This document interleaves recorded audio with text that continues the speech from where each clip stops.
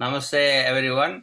Welcome to our 28th annual World Yoga Festival and the 7th International Day of Yoga celebration. Today is our 10th day we are celebrating. Our special guest is Dr. Aglesh Sharmaji from Delhi, one of my close friend, long time friend, and he used to come to New York and spend time with us and come to Cochin and stay with us. And I used to go to his place and stay. This is like a family. So I already sent the message on our social media about his background. And without delay, I'm going to invite him, Dr. Aglesh Sharmaji. Floor is for you.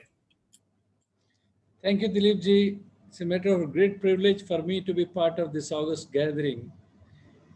And with proud privilege, I say that when World Yoga Community took a lead on making this celebration, and our Honorable Prime Minister, Mr. Modi from India, who got it declared as an International Yoga Day in the month of June, on the 21st of June. That was a matter of pride for all of us to know that it was initiated from, city of New York, from United States. A lot of representatives were there. I want to add something. In 2006, Dr. Aglesh Sharma was at the Indian consulate and he asked me, "Oh, can you put a program at the consulate for yoga?" He's the person asked me to do a program. I used to do outside. Because of him, we put the program at the Indian consulate. In front of Sami Bua and all the great masters, we announced Yoga Day movement. Then we start. Before that, we used to have, but we didn't make an official announcement. The cause is you. So I'll pay this rich tribute to our Swami Buaji, whose name has been just taken by Guru Dileepji. Swami Buaji, who lived more than 120 years, 120 plus, I suppose, if I'm not wrong, Dileepji. And And he was the oldest living yoga master on this earth, who had been teaching yoga even to the founder of Hare Krishna movement, Swami Prabhupada ji, and also who taught Sanskrit to Satya Sai Baba. So that is a really lineage coming from Swami Shivananda school of thought. So it was a great privilege to meet Swami Buaji. Thanks to Guru Dileepji for that. Paying that tribute to him, whose life has been so profound. The simplicity of that man was his greatness. And throughout his life, he was a true proponent of yoga, which doesn't bring merely social reforms, but spiritual reforms in the society. That is the power of yoga, which we all desperately need at this hour of the crisis situation in the whole universe. So before start my presentation today, I would like to chant one Swasthya mantra for healing for all of us who all need healing at physical level, mental and spiritual level, and need that strength, multivitamin for the soul. And this mantric tradition has been going on for time immemorial. So let's open this session with this mantra, and I would like all of you to meditate on this. Maybe close your eyes and just meditate on the mantra, and let me chant it, and then we go further. I will tell you the literal meaning of the mantra so that the session starts. Om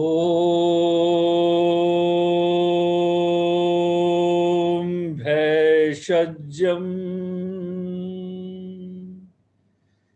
Bhaishajam Mahabhaishajam Raja Samud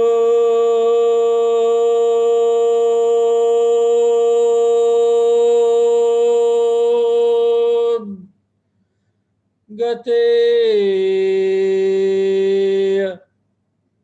Swaha.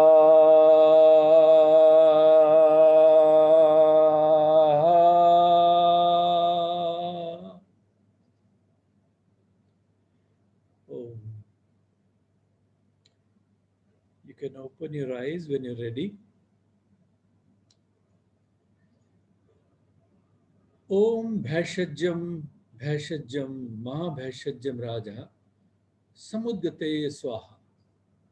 This is one of the ancient mantra documented in the Vedic philosophy thousands of years ago.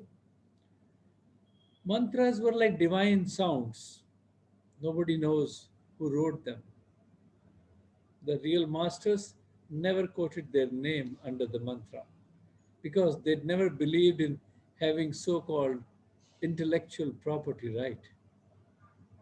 They were there for distributing that pure knowledge, that divine knowledge which has been eternal forever, forever, and forever. So, there are many mantras like that which are divine sounds. We have some mantras in the form of a prayer. Some of them are bij mantras, single mantras as well. One of the prime mantras, so called bij mantra, is the word Om, which also symbolizes with the Big Bang theory, where we say that when the evolution of this universe happened, there was a big, loud sound with many thousands of strong decibels behind, which created the momentum in the whole universe. And it expanded like anything, beyond our imagination, actually. So, and then the universe was created. That's the Big Bang theory of evolution of the universe. Ayurveda said the same thing, that this big sound was Om. It was much stronger than I could imagine.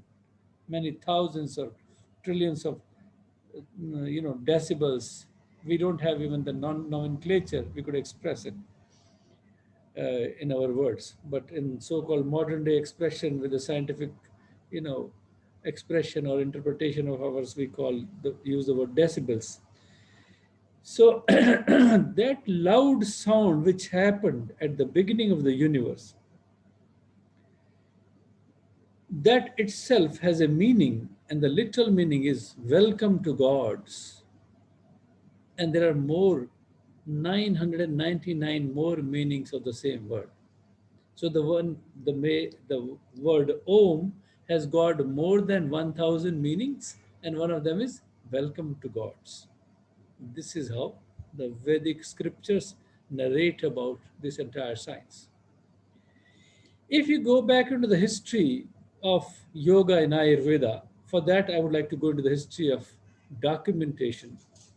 For that, we need to go into the history of script, the first script of the universe, the history of documentation of medicine. Because when we say connect with yoga and Ayurveda, we talk about health, we talk about wellness, we talk about not only health, but in Sanskrit we use the word swastha, which means balanced within.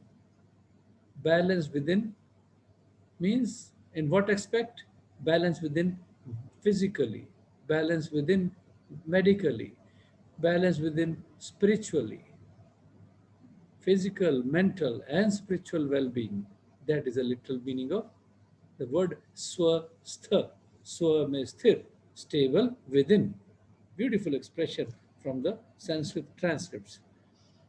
So, if you go into the history of documentation of medicine, then we find that Sanskrit is the mother tongue of all the modern European languages, and it has been an established fact that Sanskrit is the oldest documented script on this earth.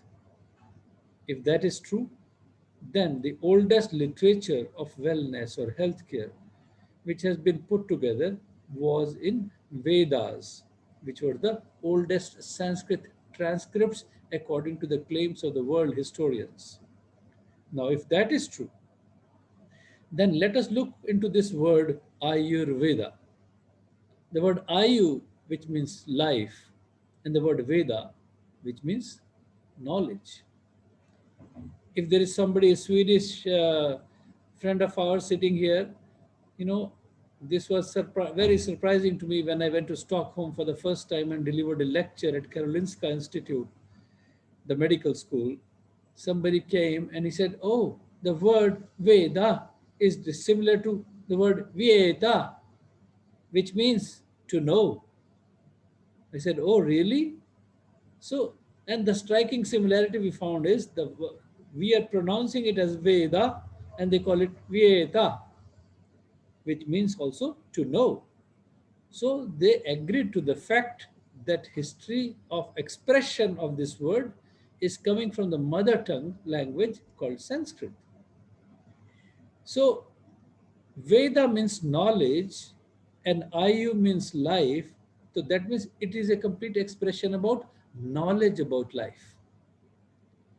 When you compare this word with so called modern medicine terminology, we use one word called biology. The word biology is also is a combination of two words, where the word English word biology, where bio means life, so as Ayu, yeah, and the word logy means science, anything which is logical, has a logistic behind. We call it scientific.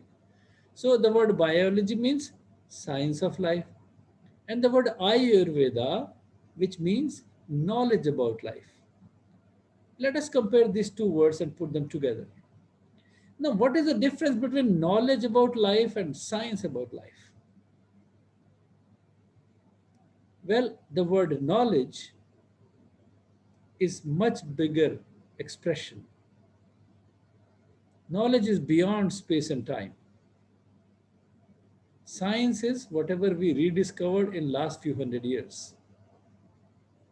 In other words, what I'm saying is science is a tiny expression of the bigger expression, knowledge. Whatever we rediscovered in the last few hundred years, let it be even Newton's laws, which Sir Isaac Newton, the New Age guy, discovered accidentally with the fall of the apple. So, as a mark of respect, as a mark of tribute, because he discovered, we call them as Newton's laws. But were they actually Newton's laws or they were nature's laws? Obviously, the spontaneous answer coming from the consciousness is yes, exactly. They are nature's laws. But because Mr. Newton discovered it as a mark of respect, we said, okay, let's associate his name with him and call them as Newton's laws. But Newton's laws were there even before Mr. Newton was born. Now, with that example, what I'm trying to say that knowledge was existing already even before the so-called modern day scientists were born. Knowledge has been beyond space and time.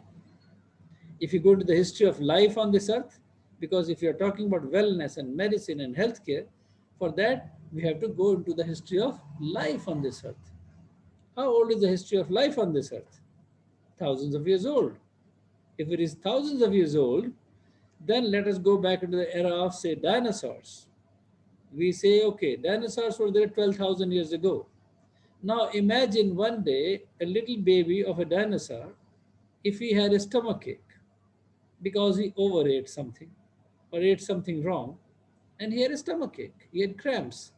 What would he do? Which doctor did he go to? Were there any clinics 12,000 years ago? Was there a hospital? No. Think of with your common sense. How was he taking care of himself? It was coming from his mother, who was a doctor at home. What did she do? She scolded him. Scolding was a medicine. And she said, go and eat so and so leaves, or go and drink this water which I told you, which I shared experience with you. So he goes, either eats some plant or vomits out, or feels better just by eating the plant or drinking some hot water from the pond, or sitting in a strange yoga position. We might call it as a yoga position. That was actually a yoga position for him, when he squeezes both his legs, front legs, and bent down and compresses his own tummy with his own hands. Was that not a yoga position? Yes. Knowingly or unknowingly, he was doing that yoga He was doing that exercise, he was making some lifestyle changes, he made some fasting, or sat under a tree, or got a scolding, or drank some water, or ate some plant, and all of these things were acting like a medicine. Even the scolding from a mom because he did something wrong, and she scolded. She said, I told you not to overeat. I told you not to go away from me so that I could tell you which plant to eat and which not to eat. Now, this is the answer coming from the common sense.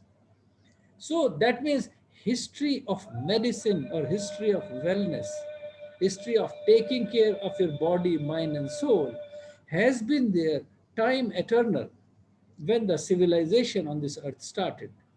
When we say civilization, doesn't mean that we are the only civilized persons, we the humans. Who gave us the right to call just for ourselves and thinking about me, and me? What about other creatures? Those dinosaurs didn't had a right to live? Of course they did.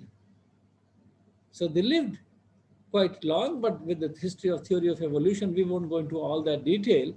But history of healthcare, what I'm trying to say, was created already by Mother Nature thousands of years ago. It was a matter of self-realization or experiencing it yourself and eventually developing it into so-called other tools. Like when somebody closed their eyes at the time of sleep, they didn't knew that sleep itself is going to act like a mental rasayana for them. That was imparted by Mother Nature. That was not made by any pharmaceutical company, or none of the neurophysician was giving you a sleeping pill. How do you sleep when there were no sleeping pills? Well, there was a phenomena. There was some biochemical secretions happening in the body. Body was creating, self-generating system was there. So, what I'm trying to say here is that history of medicine or life or wellness has been as old on this earth as old civilization. So, let's go a little further now. Talking about the subject today, correlations about yoga and Ayurveda, there's a beautiful example coming from the Vedic scriptures, which says way back many thousands of years ago, there was a kind of a roundtable conference held somewhere in Himalayas, where people from intellectual class of the society got together from all over the world. They asked one very basic question to the Supreme Soul, that why are we here on this earth? What is the purpose? What is that we have to achieve? The very basic question which comes to every human's mind, even today, right? So Vedanta philosophy says the creator of the universe, who was Daksha Prajapati, or he was the son of Brahma actually. Brahma was the creator. So this roundtable conference held in Himalayas, and remember it was a global roundtable conference. People from all sections of the society from all over the world, they came and they attended. They were so-called seers or sages or intellectual class of the society or white-collared class of the society of that time, if I put it in a modern day version, the expression. So they ask for a very basic question, that why are we here on this earth? What is the purpose, sir? What is that we have to achieve? Please tell us, oh the creator.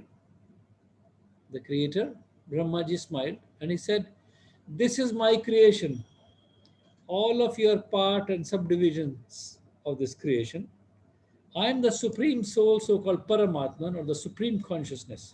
And all of you are my subdivisions, so-called Jivatma in Sanskrit, right? Mini life forces, my mini versions. So all of you have to perform best of your duties towards yourself, family, and society, and ultimately come back to me and achieve the state of salvation or liberation, or in Sanskrit we call it moksha.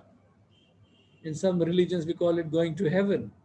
Expression was more or less the same, no matter which school of religion or school of thought we followed, right? So the common sense is yes, ultimate goal was liberation or salvation or moksha or enlightenment or going to heaven, whatever you might want to call it like. So all the religions had the same expression. So when everybody understood that we have to get out of this entire process of life and death and achieve the ultimate state of liberation and become part with unite with the supreme consciousness and be one. When everybody understood this is the goal, one fellow stood up. He rose his hand. He said, "Sir, may I ask one question, please?" Maybe that was not the way, but I'm just imagining and just putting it in front of you just to make it, easier to understand. So he might have raised his hand, and his name was Rishi Bharadwaj. And he said, "Sir, if that is our ultimate goal to achieve the state of enlightenment or moksha or liberation, can you please give us something to keep us physically, mentally, and spiritually pure and healthy so that we are able to achieve the goal of salvation comfortably?" Creator of the universe smiled. He said, in a tricky way, you have asked me a big favor. Now, but since you have asked, I am going to share this divine knowledge. यह दैविक ज्ञान मैं आपको देने जा रहा हूं. He said that I am going to share this divine knowledge which was meant for the gods, but I'm going to share this with you to take it for the people on this earth. If they will follow this divine knowledge which I'm going to share with you, this is going to act like a tool to make you physically, mentally, and spiritually strong and healthy so that you're able to achieve the goal of salvation comfortably. So, the knowledge which he imparted for the people on this earth was called as Ayurveda and Yoga. Both these sciences, Ayurveda and Yoga, come from the same Sankhya school of thought and philosophy. So there was an art of science and philosophy. It was a blend of the two. That's why pure knowledge of yoga and Ayurveda are considered as divine sciences. Many of the yoga schools, unfortunately, have no idea about this interesting story of even the history and evolution of how they connect together. And this is the only healthcare system in the world, if we realize, if we analyze, make a comparison of all the other systems, you will realize this was the oldest and this has a much broader vision and mission behind. And this was the only system of yoga and Ayurveda which was telling what is the connection between spirituality and healthcare, which was telling us why the hell do we need good health. If I ask you, if I open this question to the dais, Dileepji, permit me for that, please, for a minute, if that is okay. That if I ask this question, why do we want to be healthy? Anybody who wants to answer this question? Just quick answer, anyone, extempore, whatever. Why do you want to be healthy? Here to be in balance. To be in balance, right? Okay, but does Harmony. the balance? Yeah, good. Yeah, any other? Yeah, Sarah, go ahead, please. Pela sukh Oh, that was nirogi like kaya. Sorry, somebody else. Yes. What? Pela sukh nirogi kaya. हाँ, पहला सुख निरोगी काया. Okay, so she said it in Hindi, which she will translate that the first sukh. आप ही बताइए. What is पहला सुख निरोगी काया? The first sukh Feeling of goodness, feeling of feeling of comfort. goodness is first comfort is being Oh, healthy. comfort is the goal. In other words, Yeah. comfort is your goal. Now you Yes. see. So if I ask you, does that comfort remain forever? No. It goes away, right? Yes. And With Sarah, age what it did you say? What was your answer?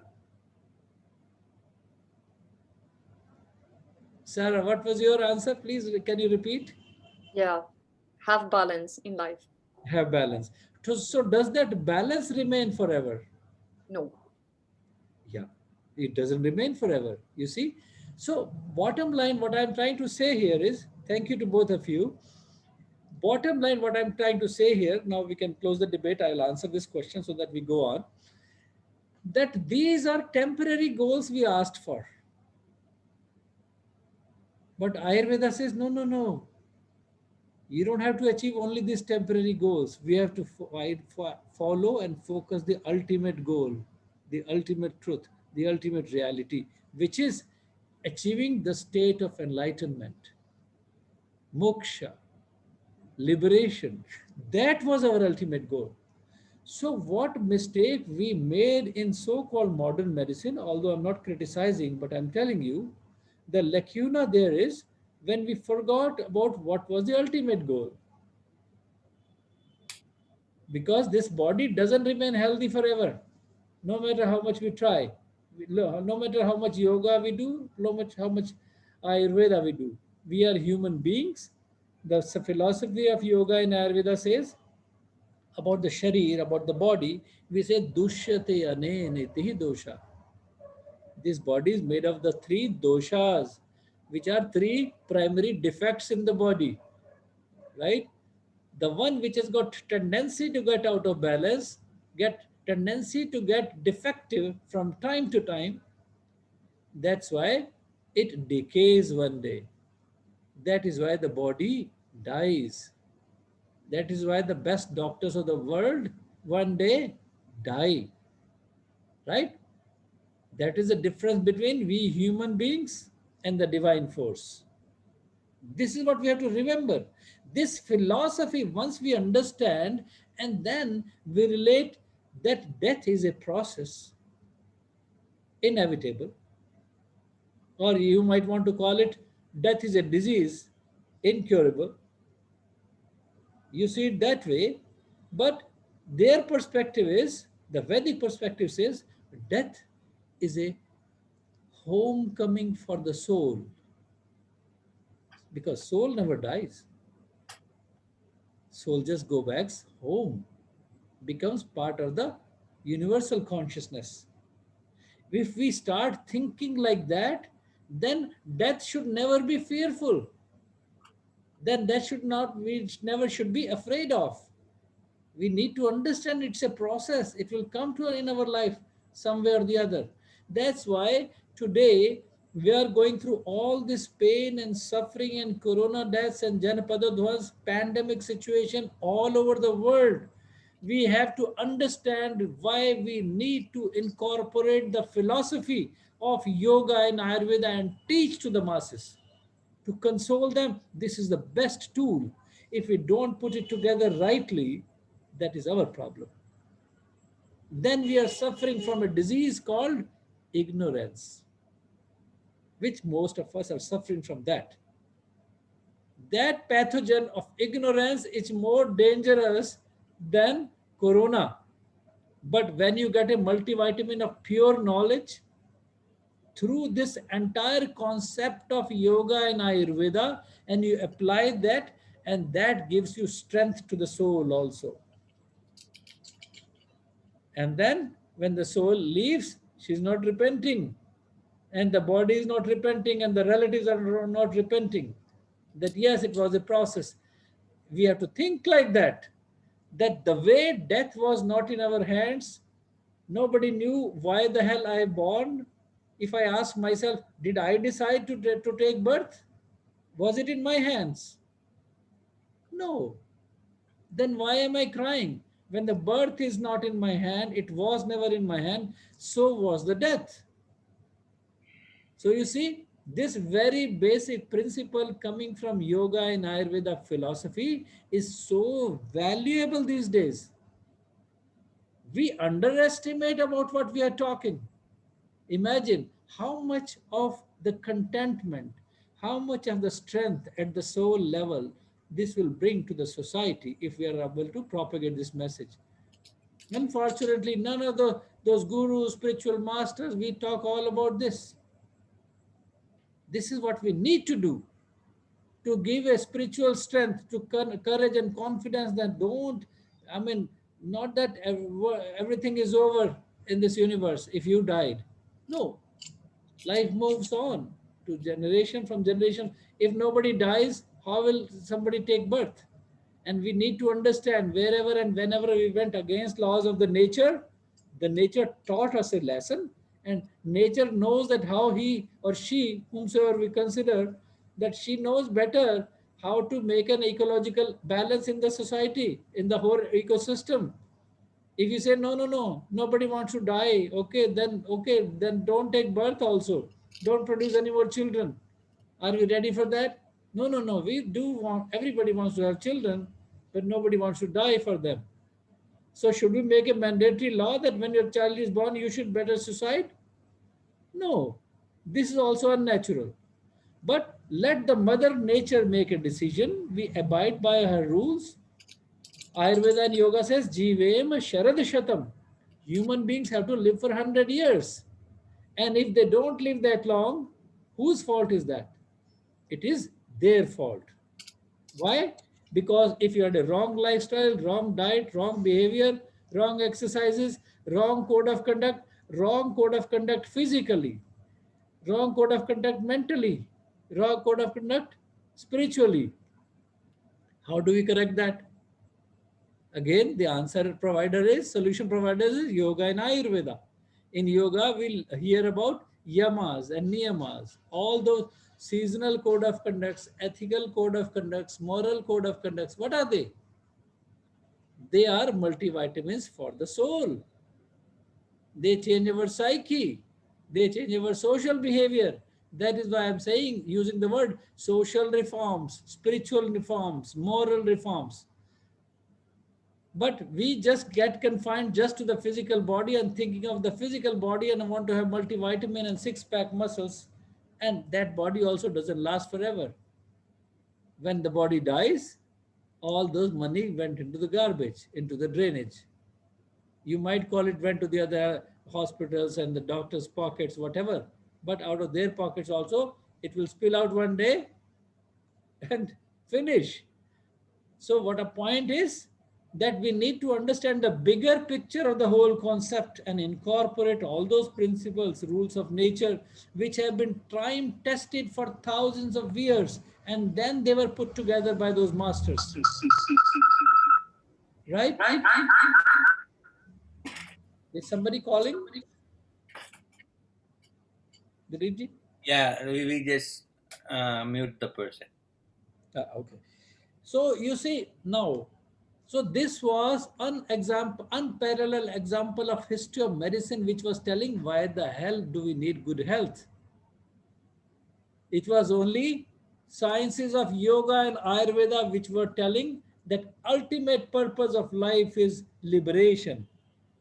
So now we come to the main subject, talking about yoga and Ayurveda and their correlations, which we need to make every individual in this universe understand and propagate this message to masses.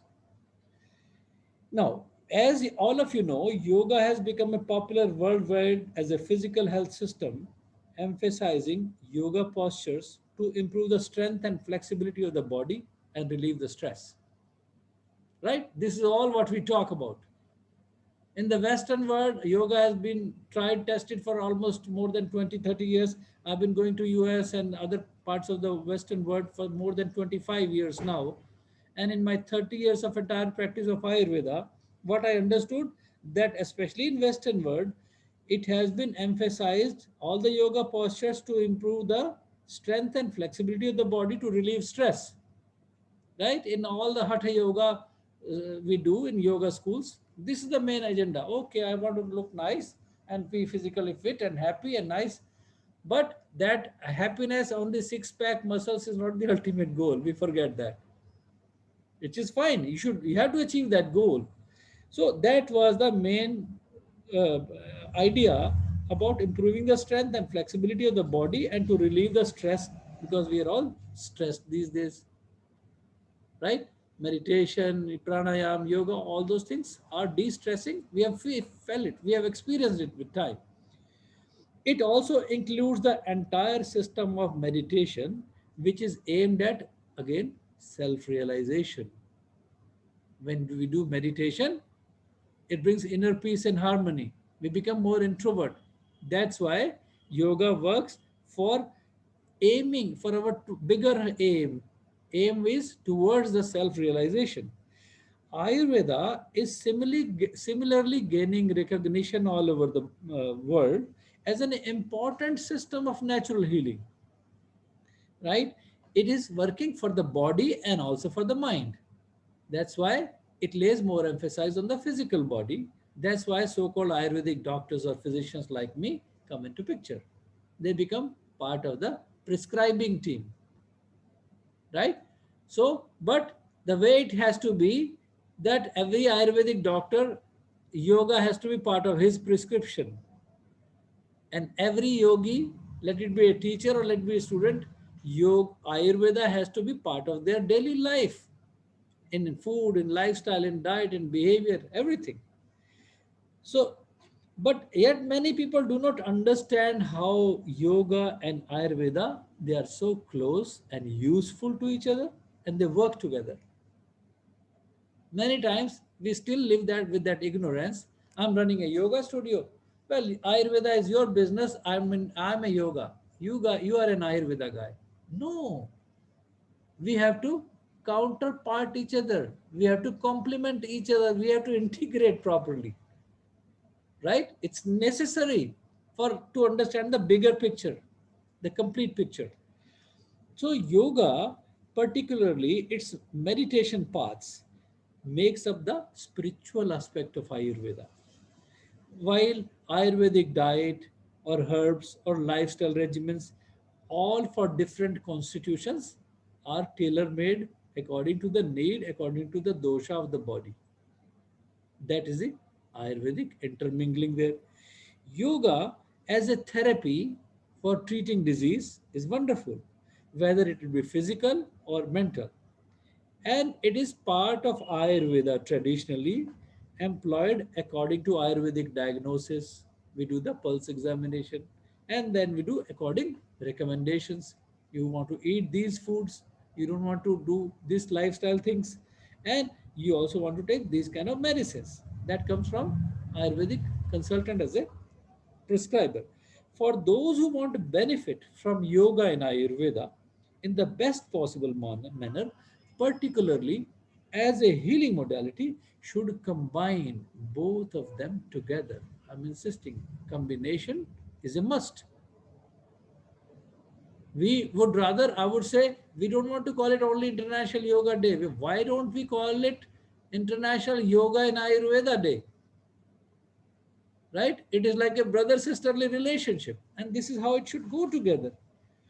So, in so we will. So how yoga and Ayurveda come together? It can be used as part of Ayurvedic healing.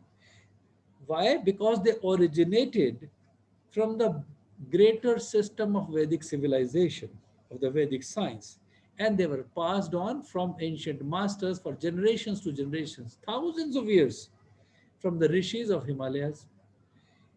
They both evolved from the same philosophy, same culture, same country, and they speak same energetic language, having the same holistic angle.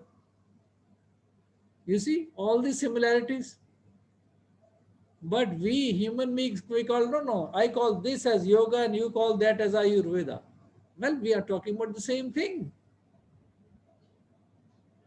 It is the same thing when we call in Hindi, Sanskrit, we call it moksha, and guy from the British UK says, "No, I'm a British, so I'll speak it in English." So I don't know what is moksha. I call it liberation. And somebody else says, "No, no, no, I call it enlightenment." So these are just the synonyms, similar expression. Either you call it a liberation or enlightenment or self-realization, expression is the same, goal is the same, achievement is the same.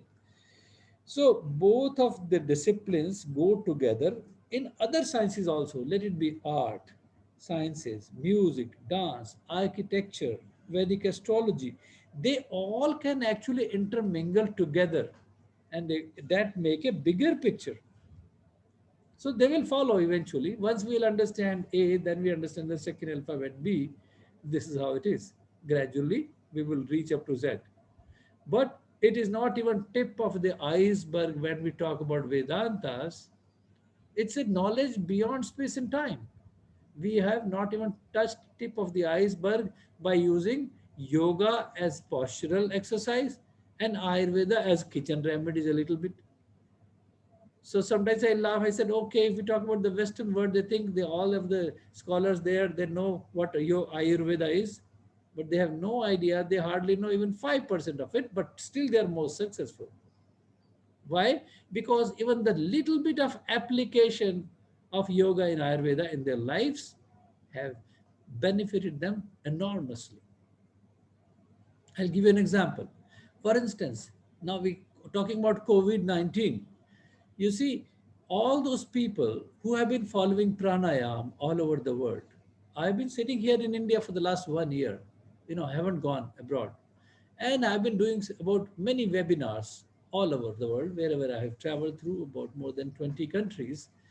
So what I realized that all those people, all those yoga centers I've been going to and doing some consultations, doing webinars and seminars, I call the heads of the yoga centers and I ask them how many of the yogis died with COVID-19.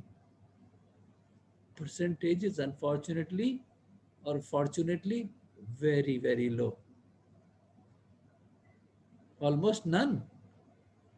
Okay. Then I looked into the other aspect of Ayurveda.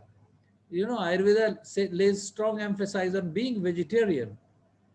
If I look into that picture in America, you see people from Asian origin, from Asian countries, there was minimal death. Who were the people who died the most? Many Americans, unfortunately, who have a robust body, big muscles, broad shoulders, do regular exercise, but eat a lot of meat also and a lot of alcohol too.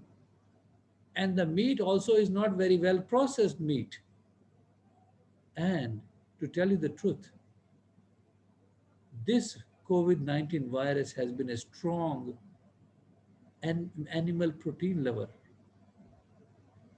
So those who have been strong meat eaters, this virus has a strong affinity for them and went into their lung fields and got attached very easily and didn't want to leave. I have been shouting and crying from the beginning of this whole situation, for God's sake, for God's sake. It is good to be vegetarian than to be non-vegetarian. Even Bible says so. I'm a born vegetarian. I can say that with pride. Even traveling in the Western world, also in South America, Colombia, Peru, Mexico, my dear friend Sarah is here. She's witness to it. Who runs a organic health food store in Colombia, in Medellin. And she's witness to it. She herself is a vegetarian and converted vegetarian.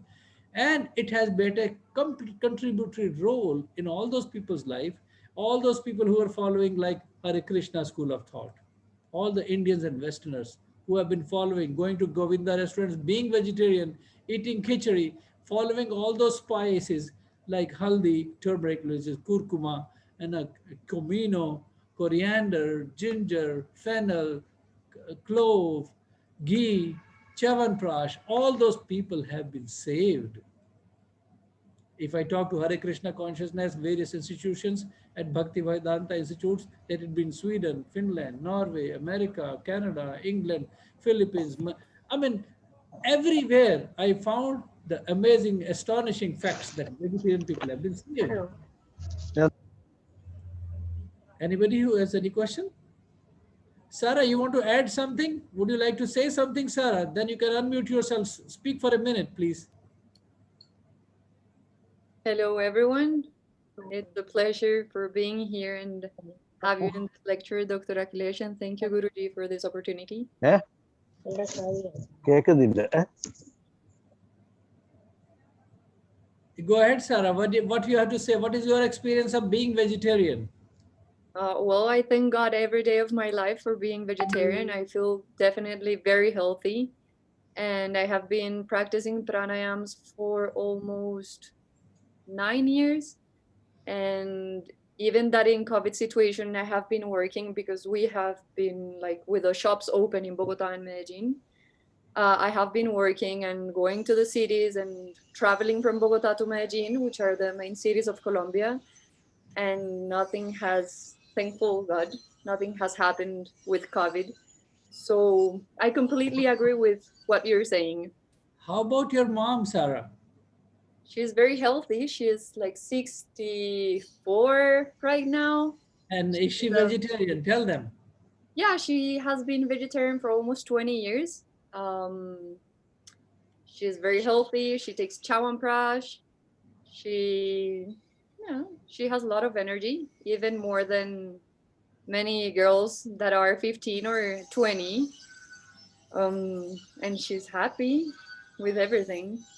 She works a lot, like in her daily basis, doing arts, crafts. Yeah. Thank you, Sarah. Thanks for coming in. I'm sorry I just invited you extempore for doing this. No worries. It's nice. And thank you for Thank you, listening. dear.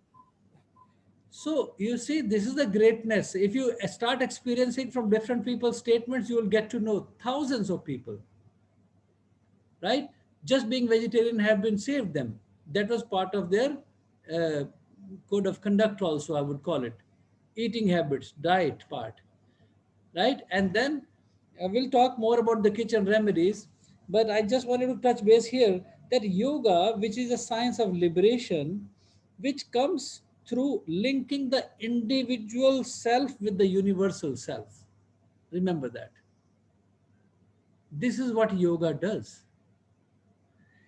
So, yoga expands a narrow, constricted, egoistic personality into all pervasive, eternal, and blissful state of consciousness. This is what yoga does. Through all the practices of yoga, meditation, pranayam, let it be any kind of school of thought or meditation. This is what it does.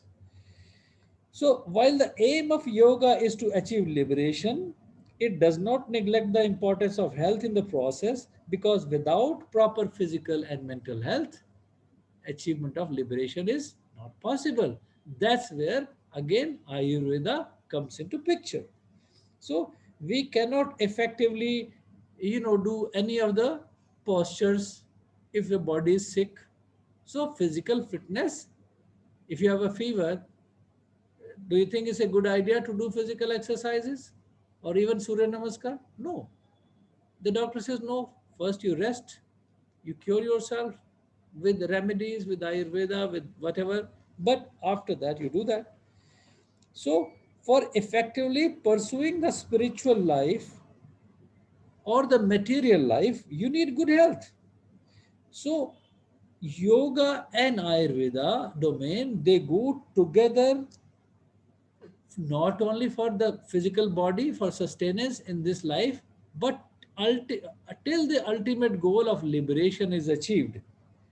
So the three important texts which are talking about the purity and the proper use of body, mind, and even the speech, that is work done by Patanjali, the great yogi, who did a compilation and who has been the main teacher of this entire yoga teachings and has been a great grammarian as well.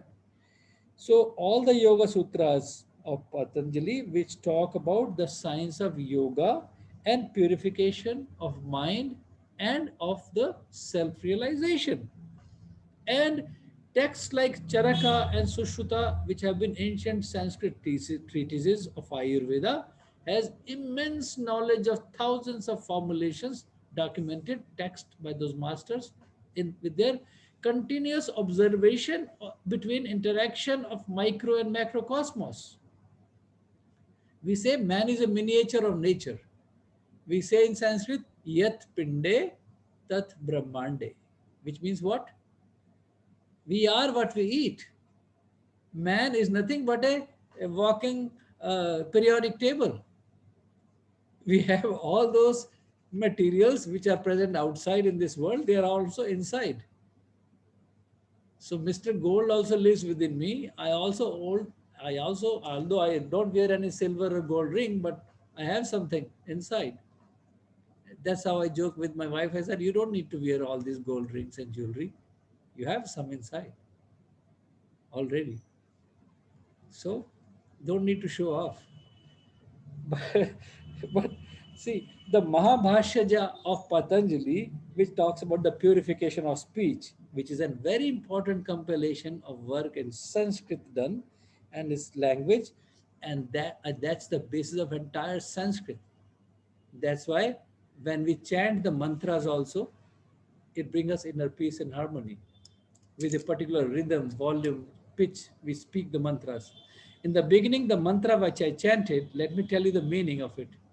I said, Om Bhaishajam Mahabhaishajam Raja Samudgateya Swaha. The literal meaning is, Oh, the healer of the healers, the ruler of the rulers, the master of the masters. You have to prevail, exist forever, forever, and forever.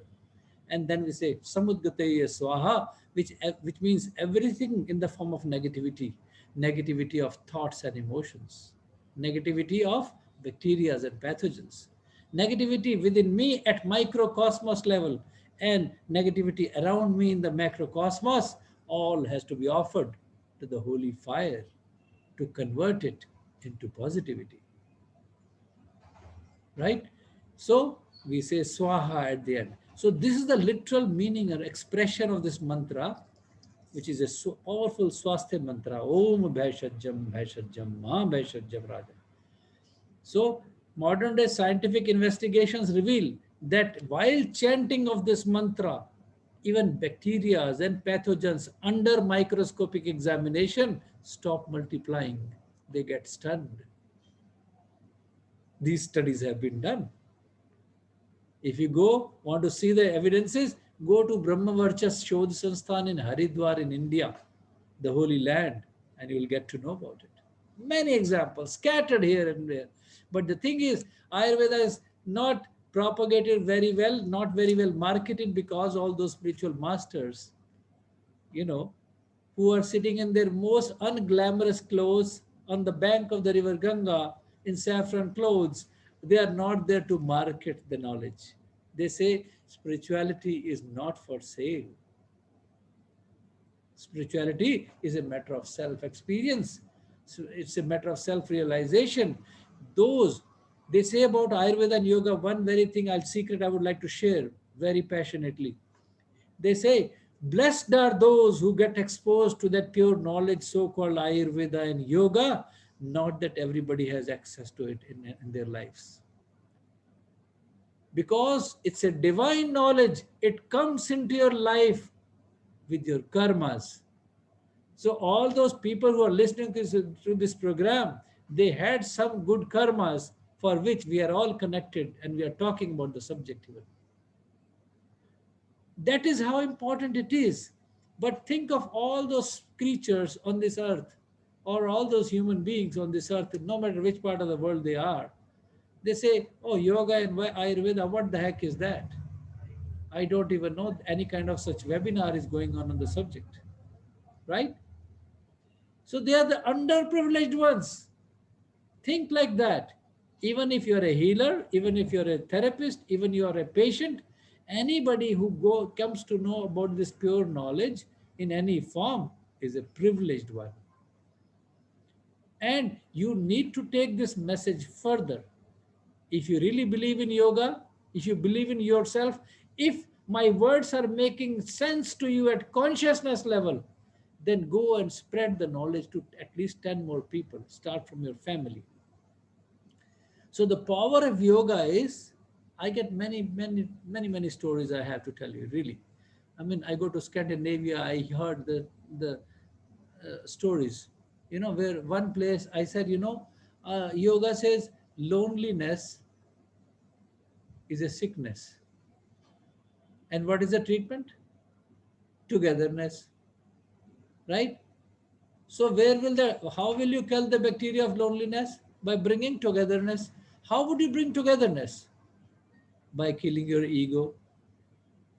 You kill your ego, you kill your hesitation, you go and knock on the door of your neighbor whom you haven't spoken for long time because you were angry for some reason, and say, hey, sorry about that, but I want to be friends with you again. Or if we haven't been friends, let us create the friendship today. Did that bring you togetherness? Yes, that did. You feel happiness inside. We all forgot. Because these things you need a reminder notice. This is all yoga. This is all the union of two souls. Union of you within you is one thing, most important, but at the same time, we need to understand. We say Vasudhaiva Kutumbakam. What does that mean? This whole universe is one family. So if we really respected our real close relatives who are living in our other parts of the world, that's how Swami Vivekananda once said, brothers and sisters. And people kept clapping non-stop to see this ugly looking guy who is a strange saffron clothes. What the hell is he saying? He didn't say friends, he said brothers and sisters. And people are applauding non-stop for such a long hours. Because that concept was so powerful. Not the man was that powerful. No, he was not a great personality. Short-statured little poor guy went to US for the first time, doesn't have a proper accent also. And he's speaking there and he said, brothers and sisters, that touched people in the society at the soul level. That was making sense to them. They said, oh my God, what an expression. Right? Because it was making consciousness no matter which part of the world you are born, no matter what language you speak. If you understood the expression, I want to clap it from the soul. That was the expression. Right? This is the greatness of the pure divine knowledge or power of yoga and Ayurveda. Initially, you take it as a form of exercise. Thank you, Bhaskar, for coming. Welcome. Bhaskar Kakkar is my son-in-law. He has joined the meeting. He just finished his office. I'm so glad. Welcome, Bhaskar. We got him involved in the family. He's a part of the family now, just 1.5 months ago. So thank you for coming, dear. So you see what I'm trying to say here, it brings unity at the consciousness level in the society. It will end the wars in the society. That is a great significance of yoga and Ayurveda together. If one person from the family is doing yogic exercises, he is not merely doing yogic exercises when he does meditation, when he chants some mantras, all those ritual practices which he understands first. The little children who are watching the mom doing it every day, he starts following the mom. So you silently, knowingly or unknowingly, gave a genetic transfer of those cultural or moral values, or if you don't want to call them cultural, let us call them as spiritual values. It was a multivitamin for their soul. That is how it was acting. Because when they said, oh, forgiveness from Yama, what a power of forgiveness. When the mother understood, she told the boy, hey, you beat my neighbor's child, go and be friends with them, say sorry to him. Yeah, once you taught him a right lesson, he went and he said, yes, mom, I did say sorry. Right? And story is over. Both are friends together again. All this is part of life. All this is part of being healthy. The moment you forgive anybody for his crime, what happens? Does it only bring peace to him or it brings you more peace to you? Your consciousness says to you, thank you, buddy. I love you. Your consciousness tells you, appreciates what you did. So that acts like a multivitamin, not only for the soul, it manifests in the body also. So brings physical reforms. While I'm speaking, if I'm speaking from the heart, what happens? I'm speaking extempore, right? Because it is in here and it's coming from here. Then it will have to have a positive impact at the other consciousness. That's why we understand the language of the consciousness. If I'm speaking the truth, you will immediately pick up. You'll say, yes, yes, this guy is genuine. If I'm a manipulator, you will say, he was there just to come on a webinar and impress and blah, blah, blah. Right? But whatever I say, even sometimes I say good things with bad intentions, At least you will say, well, maybe whatever intentions he had, he was a good guy. He was saying good things, right? It is that simple to understand. But we all, what we need in this stressful situation, we all need reminder notices. That's why, thanks to internet technology, using it for good, doing these webinars is helping, right? Because we use the tool not in an abusive way, but used it rightly, connecting the consciousnesses together, connecting this whole family together. I do not know how many people are already there, how many participants. Over 300 people are watching it. Uh-huh. Okay, thank you. So you see, the common basis of yoga in Ayurveda, all these exercises we do, even yogasanas, can be categorized under Tridoshik concept of Ayurveda, where we say Vata, Pitta, Kapha, three basic elements. Just to give you the basic principle of Ayurveda, where we say we are all made up of five elements. These five elements combine in a particular permutation and combination to make three vital forces. We call them as Vata, Pitta, and Kapha. So air and ether element combine to make air energy or vata. Fire and earth combine to make pitta, fire energy. Water and earth combine to make something called kapha, water energy. If you look into the five element theory and compare it with the modern atomic theory, where in modern atomic theory we say everything is made up of atoms. Let's compare these two. So if you say, okay, everything is made up of atoms, let us look into the structure of atom. If you look into the structure of atom from a closer angle, it contains neutrons and protons in the center, which carry weight and mass. According to Ayurveda, that is the earth element, right? Maybe the audience want to say it. Let me not speak. Suchita ji, would you like to say that? Maybe unmute yourself. Let's have a little interaction here. Unmute yourself. Yes, I Okay. will. Okay, Suchita, thank you. You see, so anything which carries weight and mass according to Ayurveda, that is what element? Earth element. Earth element. Common sense, right? Then we say that electron is a charged particle. It has got energy or inertia. Or that is which element? Fire. Electron is fire element. Exactly, fire element. And then we say electron is continuously moving in the orbit, right? That movement is because of which element?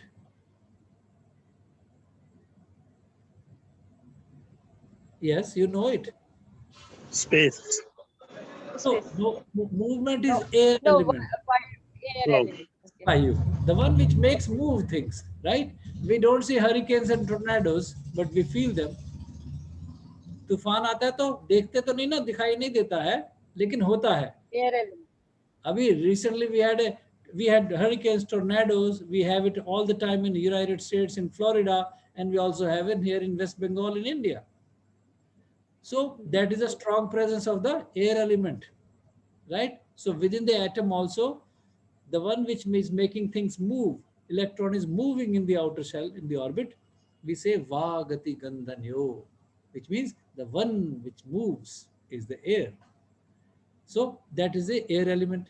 Then we say there's a distance between electron and neutrons. Neutrons are placed in the center of the atom, and electron is going in the orbit, and there's a distance between the two. What is that distance? That is space. The That space is the element. space. Akash element, exactly. Akash. I don't even have to speak, you know it, right? All the answers you are giving. I'm just asking you a question. So, and then the humidity or the moisture content of an atom is, what is that Jal. element? Jal tat. Jal tattva, Water. water element, right? So, what I'm saying here, are we talking about same thing, Shuchita ji? I'm calling it five element theory, and you said no, no, no, damn it, this is modern atomic theory. But we are talking about the same thing with a different expression, which has been said by our masters thousands of years ago. Thank you, Shuchita ji. Appreciate your Right. presence. Thank you. So you see, going little further now, These five elements combine in a particular permutation and combination to make three vital forces in the body. We call them as Vata, Pitta, and Kapha. These go like this, up and down and up and down and up and down from life till death. They go like wires of the strings of a guitar or a sitar, right? Go like tuk, tuk, tuk, tuk, tuk, tuk, tuk, tuk, from life till death, right? So all these three, this is Vata, this is Pitta dosha, Kapha dosha, going like tuk, tuk, tuk, tuk. So whenever, whichever dosha you are more prone to, all of us have all the three doshas. But some people are more airy, some are more fiery, some are more watery. Some are combination of two, air, fire, water, water, earth. Some are tridoshic also. So some people can be air, fire, the other could be fire, air too, right? If somebody is kapha pitta, another would be pitta kapha also, right? So in total, there are many permutation and combinations. Altogether, there are 10. Three of them are pure vata, pure pitta, pure fire, pure kapha, right? Then bidoshik, right? And then one is tridoshik, all the three in the same ratio, whatever. So there are 10 types of body types according to Ayurveda. So imagine this nomenclature is not creation by Dr. Akhilesh Sharma. It has been there time eternal. 10 types of body types all over the world. That's why we are billions of people on this earth and we don't resemble each other, right? That's all of us have two eyes, two ears, one nose, two lips, four limbs, right? But what a creator he is, what a designer. All of us, we don't look alike. We all react to the same situation differently. We have different likings and dislikings. Somebody likes the pizza, the other says, no, I like the pasta. Somebody wants rice and the other says, no, I want parantha. In India, right? People from overseas, they could also have their choices, right? So we all react to the same situation differently. We have different likings. We also choose. Why do we choose what we do in life? Let it be in your career, in our relationships. Also is because of our body types. So all these three forces are present within all of us, but the ratio varies. Some people are more airy, some are more fiery, some are more watery, some are combinations of two. Depending on your doshic ratio, you are prone to have certain disease processes in the body. Because Ayurveda says when these three are balanced, you are healthy. Whenever they get out of balance, you get sick. So the question is, why the hell they get out of balance? Right? We all want to stay balanced all the time. Because if we will stay balanced, then we will never die. But they go like up and down and up and down. Why they get out of balance? The ratio changes, right? Because the food we are eating is also containing those five elements. The water which I'm going to drink now is also containing those five elements. See, I created an excuse and took the benefit of water being there. So I had a disease called thirst, and this was the was the treatment. That simple, right? So many of this is nature's law. I learned it with common sense. Maybe my mom told from childhood when I was 1 year old. Okay, I said, Mom, Mom, Mom, Mom. She understood I want water. So she gave me the water. And eventually I learned that whenever I'm thirsty, I want to drink something called water, which my mom gives me. So these things, in the same manner, the entire knowledge of pure Ayurveda and yoga had been put together on the continuous observation between interaction of micro and macrocosmos by our masters. Man is a miniature of nature, right? So that's why it affects our physical health also, our psyche too. That's why when you have rheumatoid arthritis and it is rainy and foggy and misty, what happens? The pain aggravates. When it's cold weather, the pain aggravates. You go to the warm weather, you feel better, right? When there's no sunshine in Sweden, Finland, Norway, in Scandinavian region, when there's no sunshine and absolute dark, happens? Serotonin level drops. People are sad, depressed, inside, melancholy. And if they go to other countries in sunshine, happy. In the summertime, high energy level. Everybody wants to go out, right? So these things also, there's a continuous interaction between micro and macrocosmos. So why these doshas go out of balance? Because the food which we are eating is also containing those five elements. The water we are drinking is also containing those five elements. The air we are breathing is also containing those five elements. Then what is the difference between me and a glass? I have something called life force or prana within me, which this doesn't have. Rest of the five elements are the same. That is what makes me different from the glass, all of us, right? So understanding that the food which we are eating, it will create a doshic balance or imbalance. If I ate too much hot, fried, spicy pasta or chili with lot of red chili or hot cup of coffee and tea, what would that do? That would aggravate my pitta, my fire in the body. If I'm already fiery, suppose I have a heartburn, gastritis, so I say, okay, here is a cup of black coffee, have this. So how does that feel? Is that a good idea? Common sense says no. So if I say, okay, how about having a glass of milk with fennel or having some coconut water? Is that a good idea? Yes, it is. All of us? Yes, it is. It makes sense somewhere. But was that glass of milk a medicine? That wasn't a medicine. I'd not give you a glass of milk as a medicine, but that acted like a medicine.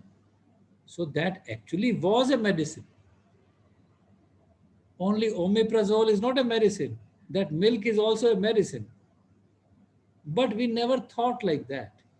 We just think of a doctor, let me consult the doctor and do what he tells me. Why don't we?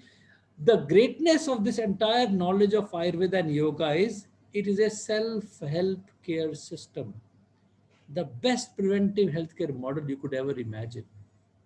But in the healthcare system, the doctors were never trained or morally taught to lay emphasis on the preventive healthcare model because it doesn't bring money. Then you will be self-sustaining. Then all the bills of the hospitals will cut down drastically down. Then you will understand that the pharmacology for your body exists in your own house. You need to understand the kitchen pharmacology and respect whom? The lady doctor living at your home.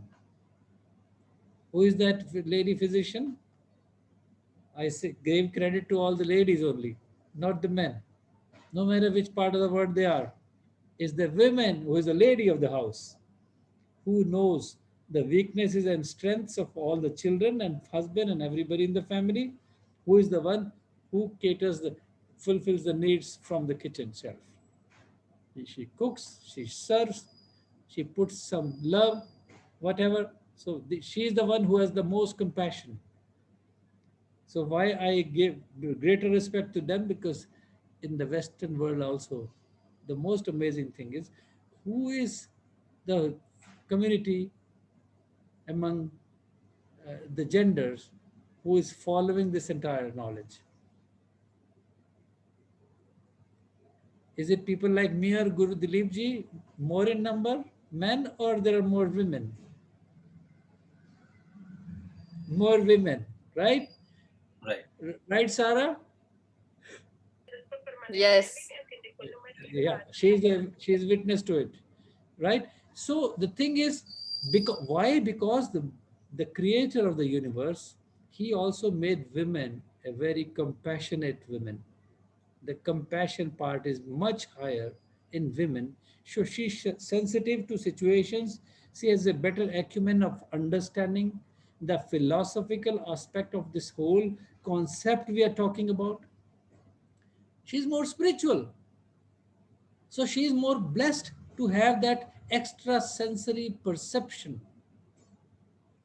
I very proudly say that I had grandmother in my life, lot of women empowerment in my life who blessed me. She was the one who got me into this pure science called Ayurveda. She told me to go into this. Then my mom, who is 84 now, still going strong, who has been a teacher throughout her life, she was my mentor. And then I have three sisters. I'm the only brother.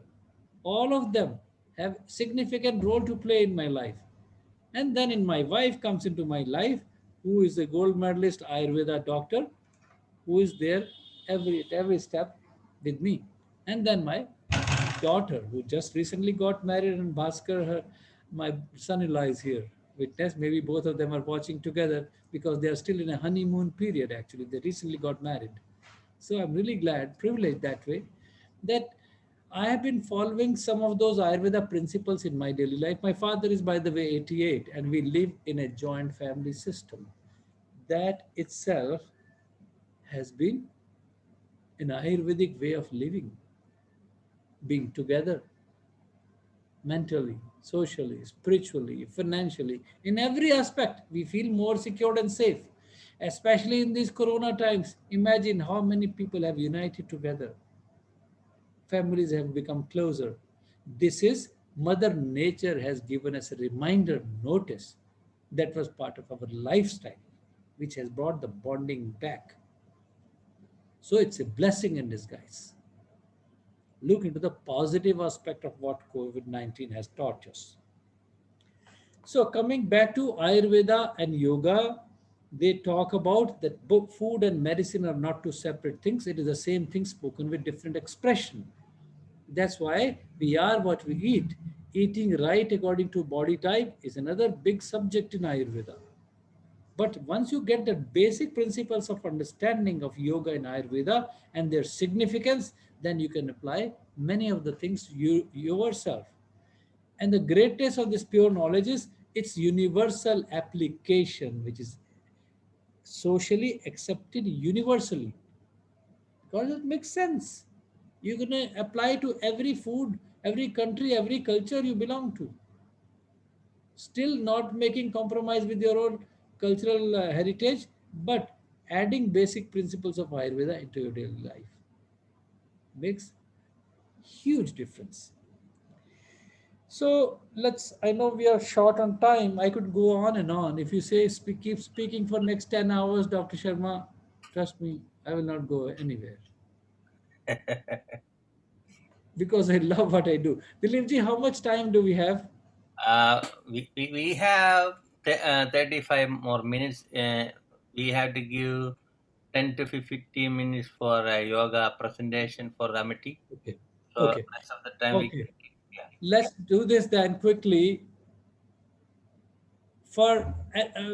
Let's unmute people and let me ask questions first. Then I'll talk about the kitchen remedy solutions and otherwise Ayurveda solutions too. So let's take the questions right away. You know, So, my please. name is Dr. Kipal Singh. I'm a physician trained in Western medicine, originally from India, medical Sir, college. were you with Maharishi Ayurved? No. I'm from medical college, Amritsar. I see. Achha. Trained over बहुत खुश there. हुई sir मिल के थानू privilege. Yeah, but spent most of my life here in the United States. But what Right, I sir. want to say is, I commend your illuminating lecture. I think I didn't know much about Ayurvedic medicine, but I do know that during the Sikh Guru's times, Ayurvedic medicine was very popular, and all the Gurus almost, and especially Guru Harai, had a special hospital, Ayurvedic hospital. Let me say something, sir. 1 second. Guru Angad Dev Ji Maharaj made 500 bedded hospital at that time, sir. I quoted that in an international Sikh conference. And in Gurumukhi also we talk about Panchatattva Sharira, Yeah. right? And then Guru Nanak Dev Ji Maharaj gave a reference of, to having two rotis in his hand, showed what is sattvic food and what is tamasic food. So all those examples are, there. Yeah. And the same way, like you mentioned about the women in your life, Guru Nanak says, Sukha Manda Akhya Jamai Rajan, because they play such an important role in our lives. So what my point over here is that, the problem is what Guru Nanak introduced one Chakna part, that has been missing in our approach to life. Right. There are a lot of sages, well knowledgeable people around, like you said, by the Ganga River, but that knowledge limited just to people over there and not spread for the benefit of the humanity and the society in general. That's a shame. We need to figure out a way to consider Sarvadha Pala by popularizing that knowledge. Thank you. Appreciate that gesture of yours, sir. See, that's why the entire concept of yama and niyama, we haven't talked about that yet. उसमें वही सारा mention किया है sir. वो वर्ण चक्रण वाली गल भी. But we have all forgotten those things. We need reminder notices and people like you to come forward who are representatives of Guru Nanak Dev Ji Maharaj. You know what I do? I travel to US. I come to many prominent places. I come to California College of Ayurveda teaching there. I've been to Yuba City. I've been to many of the Gursikh temples. Say you name it. I mean, I've been to London, Wolverhampton, East Midland, South Hall main Gurdwaras everywhere. Havelock Road Gurdwara. I have organized free health camps for the community, for the society, giving them a reminder notice of incorporating this entire knowledge in their daily life. Sukhmani Yes. Saab is part of my prescription, sir, for stress Yes. relief. They want to do it.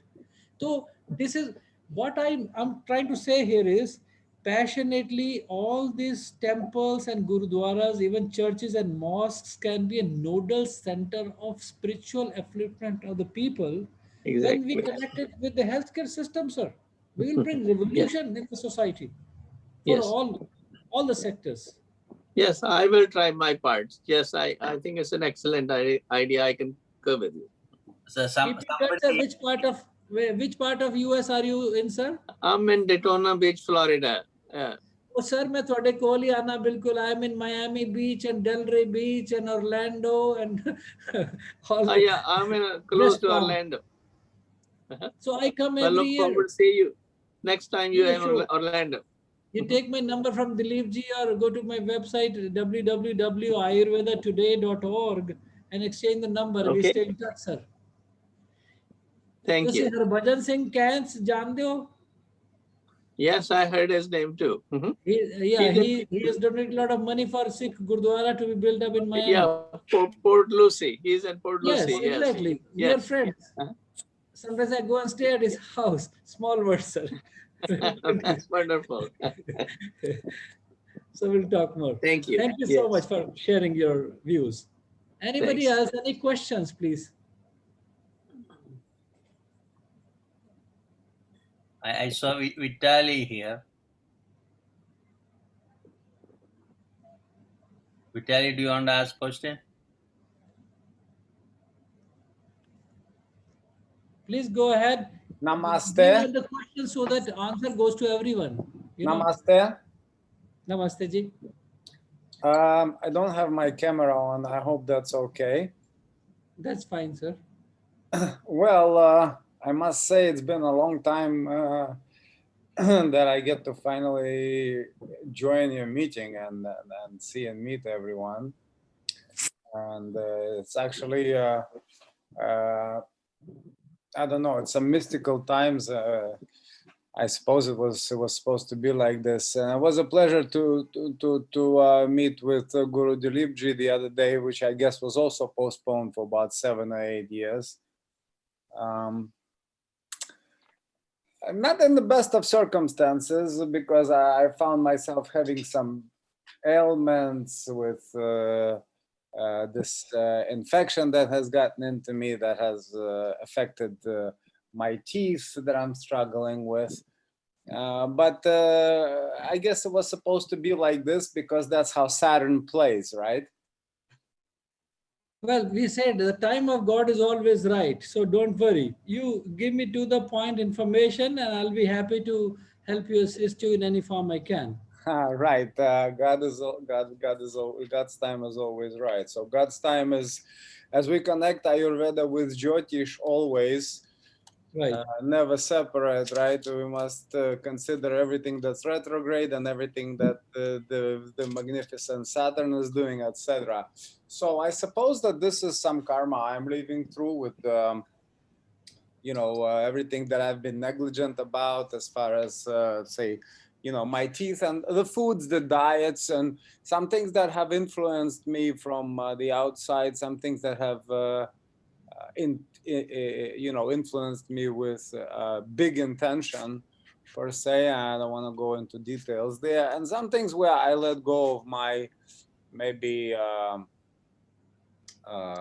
don't know, maybe weakness, maybe curiosity, maybe ignorance or whatever, but it led to some of these circumstances, and now this cleansing is taking place, right? And this cleansing is taking place via a little bit of suffering, I guess. I'm pain tolerant in many ways. I'm living through this, but I'm concerned it doesn't go to it doesn't go to extents where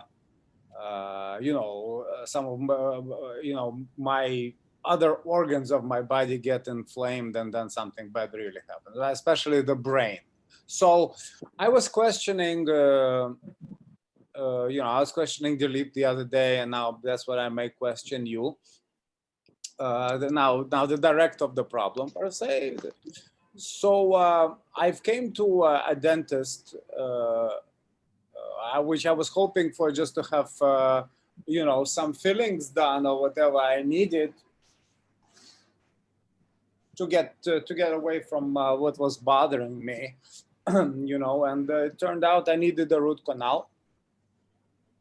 And a dentist in general, and anything that have to do with, getting a shot, it's not so much that I have the allergy for the actual thing that goes into my brain when they do a shot, but some kind of fear also behind it when the needle gets to me that was always there. Okay.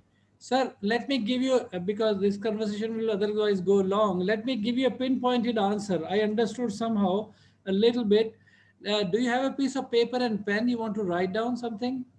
Yes, sure. Give me a moment. Sure.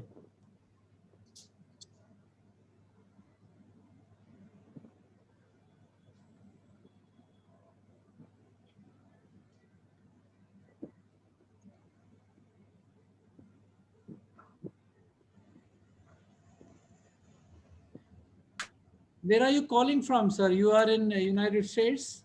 He's in New York. As in New York. Okay, perfect. So what you want to do is, there is something called VICCO, Uh-huh. and the last word is Vajra Danti, VAJRA Uh-huh. DANTI. Uh-huh. This is a toothpaste. Uh-huh. You can get it at the Indian grocery stores. Fortunately, you are in the city of New York, which is hub of the Indian community. A lot of Asian grocery stores are there. You buy this herbal toothpaste. It's an Ayurvedic toothpaste. Okay. So even without knowing the diagnosis, I tell you, this would be the best thing you start with, to do the brushing of the teeth morning and evening twice a day, just with that. Okay. That's one thing. Second thing, you want to buy something called Triphala powder, Okay. Triphala. Okay. And you can get it. Guruji, Dileepji can tell you where to find it in New Kodalaya York Podium City. on 28th Street. Yeah. So you buy the Triphala powder. If you take 1 teaspoon, put in one half cup of water, boil it till it remains 1 cup. Filter it, this herbal decoction, and you do the mouth rinsing with that. You fill up with your mouth and do like Okay. squishing and Okay. oral rinsing. Morning, evening, you want to do this. Okay. Okay. And when you go to bed, you want to do another recipe. What you do, you take 1 cup of water, you put about half to 3/4 teaspoon of ghee. How do you call ghee? GHEE. It's a clarified butter you can find at the Indian grocery store, which they Yeah, use I for have. I cooking. have. Okay, you have ghee. Perfect. Then you have the remedy at home. Only thing you need to know how to use it. Yes. You take 1 cup of water, you put 1 teaspoon of ghee, and you want to put about half teaspoon or little less than half a teaspoon of turmeric, yeah, which is a broad spectrum fungicidal, virucidal, bacteriostatic, bactericidal, blah, blah, blah. I can speak just on curcuma, turmeric for 2 hours if you want. But let's not do it today. But you boil them together. Turmeric, half teaspoon, ghee, 1 teaspoon, 1 cup of water, cook them together on a slow heat. When they got mixed well together, then you want to do mouth rinsing before going to bed. Wait, can I stop you a moment because this was too quick? Okay. Half teaspoon of turmeric. 1 cup of water. Half teaspoon of what? No, 1 cup of water. 1 cup of water. And 1 teaspoon of ghee. And 1 teaspoon of ghee. Yeah. Okay. And boil them. Yeah, cook them slowly on a slow heat. You don't need to boil, just cook it, heat it up to some extent, and then you do the mouth rinsing. I see. This is $1 million prescription. You have to sign me a check for $1 million. Just tell me where to send it, okay? Yeah. You know what you have to do? You start collecting $1 each from every person. You know, one day this will bring revolution in oral health in the society. So we have this connection for 1 million years then. This really works. Try it and share it with Guru Dileepji, or you can write to me also later how does it go. Thank you very much, Dr. G. Yeah, any other question, please? I will be good for now. Maybe somebody else has questions. Maybe somebody else if you have questions. Dileepji, you can unmute Excuse everybody. me, I have a question. Yeah, please. Aksham Batra from the Amity University. Okay. Can you see me? I don't know. Yeah. So from the talk, one thing I gathered was that you made the conclusion that vegetarianism is better and that we should not be eating meat. Is that right? Right. Okay. So the first question is, how can you say? I mean, I need proof. That's what I'm saying. Sorry, say that. Repeat your question, please. You said that vegetarianism is better. Is that correct? Yeah. Yeah. So I need some proof as to why we cannot consume even a little bit of non-vegetarian items. Okay. Let me put it this way. See, Ayurveda believes that karmically speaking, the negativity of thoughts and emotions, even the curses which appear in his psyche of an animal, that has a lot of role to play. People who are strong meat eaters specifically, they have a lot of violent behavior, negativity of thoughts and emotions, criminal bent of mind, anxiety, clarity of thought process gets affected. So many of those things have been studied and documented also. So when you are eating vegetarian food that is considered pure sattvic food, brings you purity of thought process and consciousness. That's why it works. That's why even Bible has written it is good to be vegetarian than to be a non-vegetarian. So it's like saying in other words that why don't we kill our neighbor because he looks so delicious? Why don't we chop him and eat him? We say, no, that's a crime, right? And so, I mean, that's another aspect. So who gave us the right to kill a living being? So that's the more or less short answer, because we'll take more questions also. Okay.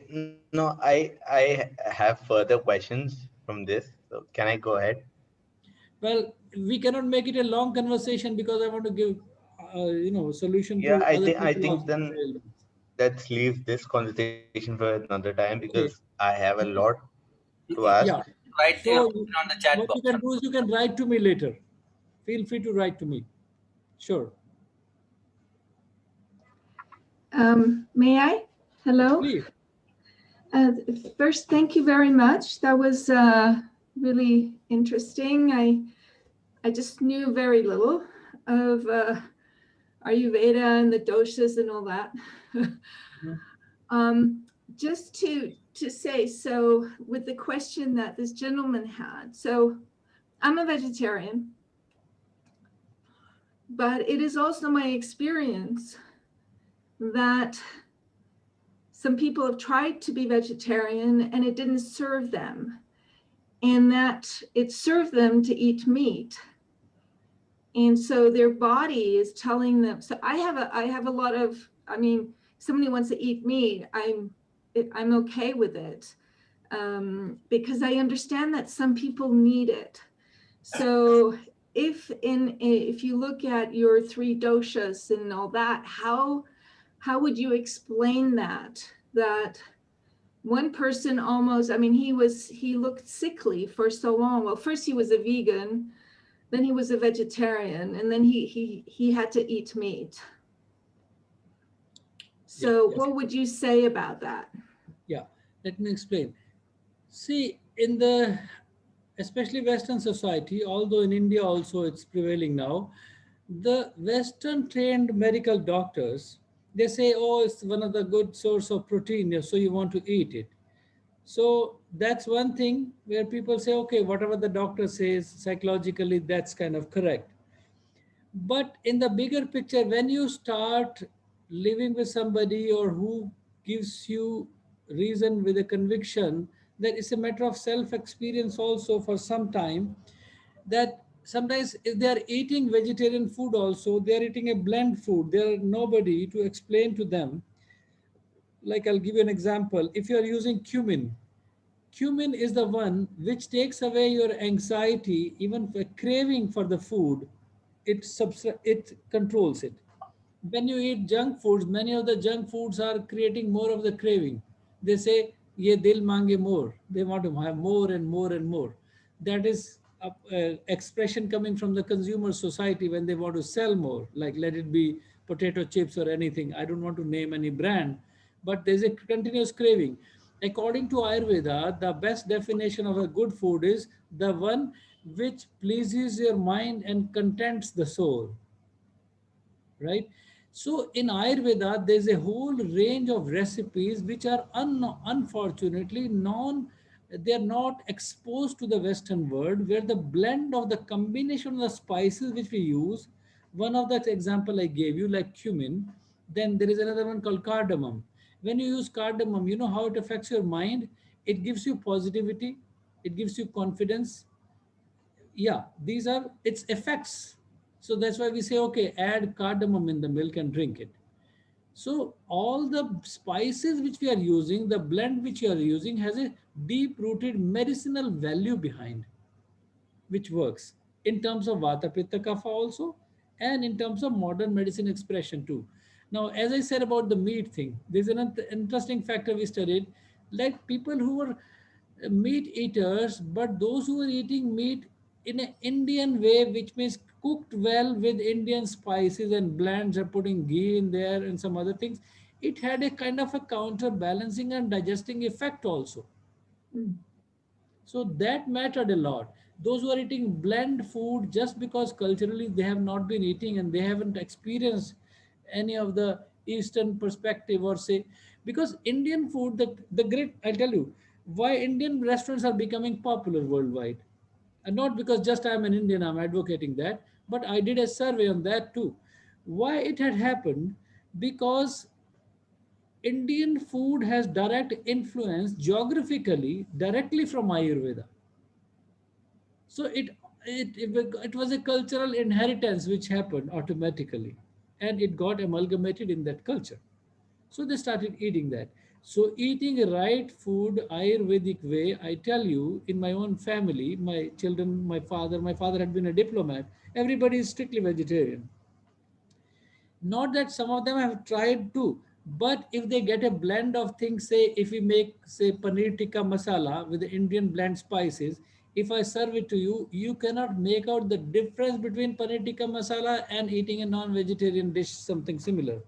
Without telling you, if I make the person eat that, he will not crave for strong meat eating anymore. And that has happened many times. So Well, that's this the person, does use spices, like cumin and all, like various, and turmeric, and a lot of Indian spices is added to, his dishes. I mean, he's very conscious of eating, you know, certain types of meat, of Right. course, you know, and so there's that consciousness, but it's just, I don't know. I once, You know, I'll give you one expression about turmeric. Let me say this thing. It will be very interesting for you to know. It was taught to by my guru, turmeric, which is kurkuma. They call it Vishnu Priya also. Now, Vishnu is the name of Lord Vishnu. He is the caretaker and health caretaker of the universe also. He is the father of, well, like his reincarnation of Dhanvantari too. So Vishnu Priya is his beloved or a wife. So they say she was given these divine powers of healing multidimensional diseases. That's why they say Vishnu Priya is such a plant which is considered like anti-cancer properties everybody's talking, and Ayurveda mentioned it thousands of years ago. They say sometimes it is the plant force, the life force behind, which has got more of the cellular level intelligentsia, who knows more than the doctor how to act on the body. They say, okay, you gave me a pill, I know how to act and where to act. Now you don't need to tell me, you just swallow me and I will do my function. So this is the greatness of this pure knowledge about the food part, where they say life force itself, there's a nucleus in the, there's a force of thinking which thinks and acts accordingly. That's why when turmeric enters the body, it is not robot like action like chemotherapy. It goes and kills the unhealthy cells, but the healthy ones, she doesn't touch them. And the unhealthy ones also, the way it works, it strangulates their neck, stop the oxygen supply gradually, and then let them become weaker and then make them die, so that there is no big bomb blast inside and no terrorism kind of a situation in the gut.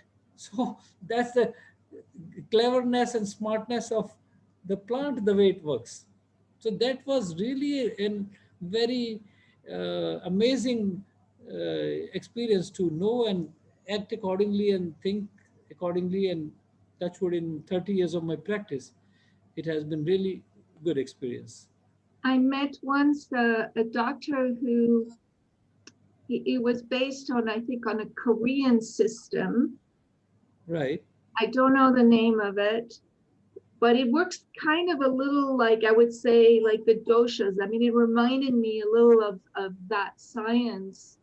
And he would be able to determine from asking questions and also looking at the physiology of a person, what would be best for them to eat. I was lucky he told me I was a vegetarian, so I was like, oh, good. But my husband, no, he said, no, you need to eat fish and meat. I have some other friends who met him, and gave specific things. So anyway, I just wanted to share that. Yeah, no, thank you very much for bringing that up.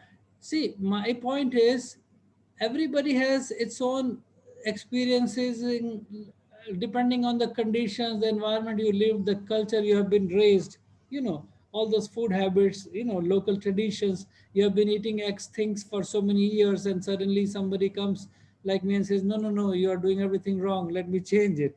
So, sometimes it is hard to either believe or incorporate all of that into your life. But it's a matter of, again, self-realization. Once you experience gradually, little by little. In the beginning, people like Dr. Deepak Chopra, I worked with his father for 9 years, here in India. And his mother has been my patient too, of Chopra's mother. So in the beginning of his life, he used to say, oh, closing your eyes and sitting in a posture like a yoga and wasting your time and looking like an idiot doesn't make sense to me. It's a half an hour waste of time every day. This is how he said in the beginning when his father said, go do meditation. And then eventually he started doing the same thing. And now he says with a joke, he says, now I started recommending the same idiotic posture to everyone. So you see, it's a matter of, as I said in the beginning, ignorance is one of the major diseases in the society, where If we have the attitude in the modern medicine perspective also that neither I understand and nor I want to. See, many times in the Western world, in some countries, I don't deny the fact, like people in Canada, if they did not have enough vegetation, they had only thing available was meat. So they became used to it, and somehow it must have an impact genetically also on the next generations. So, that could also be one of the factor which creates a craving also. But at the same time, still what I'm saying is many things still can be corrected. And being vegetarianism is saving a lot of other factors, ecosystem. I mean, debate can go on with many things. Well, it So works thank for you very me. It works for me. I mean, much. I was raised partly in Europe and France. And so I went from eating raw meat, the French raw meat, to being a vegetarian and happy about that. Thank you. Thank you so much. It was a pleasure. Where are you from, madam? Oh, I was born in the state, but my mother is French. My father was German. I Yeah. lived in the States, then in France, and then back in the States. And here I am in the States. I'm in Colorado. And you did teachings with Yogi Bhajan? Yes. I have been his guest a few times. I've been to come into his Orlando ashram and in Santa Fe. Nice. And he used to take only Ayurveda medicines for his diabetes. So thank you for nice to see you. Thank you. Agleshji, we have Dr. Vinamra Sharma from Amity University. Sure. Vinamra Sharma, yeah. Thank you, sir. Really, it's a wonderful lecture. I think there's no word means after listening you since 1.5 hours.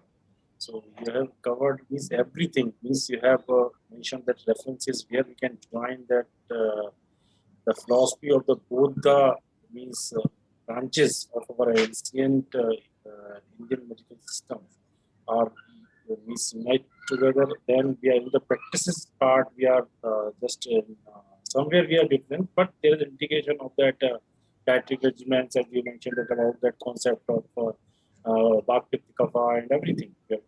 This is a very wonderful lecture, sir. I learned a lot. Thank you so much. Thank you, Sharmaji. Appreciate. And thanks to Amity University for being part of the group, and they have been always encouraging me, supporting me, especially grateful to Professor Sita Ramanji also. Convey my regards to him. Sure, And sir. of course, I knew Chauhan family ji also, Mr. Yes, Arun Chauhan ji, Ashok Chauhan ji. Indeed, pleasure. So, we'll contact you, sir. I will take the contact with the Guruji and I will contact you, sir. Yeah.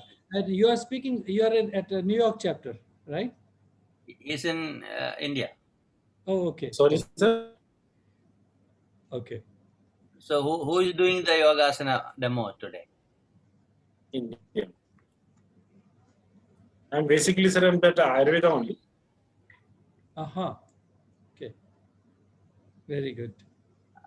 Vinamra Sharma ji, who is doing the yogasana demonstration? Sir, Shivalika Parasar and Nancy Pandey is here. And both the students will perform the, if you permit that, I will call. Nancy Pandey. Can we finish them up because they are waiting without meal, to perform? It will take only 10 minutes. Yeah, yes, sir. Okay. If you permit, sir, then we'll call and she will perform. Yeah, call. What's the time allowed? Okay. Okay. Nancy Pandey and Shivalika Parasar.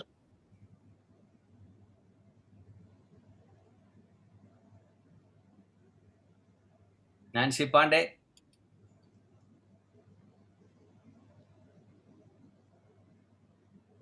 Hello.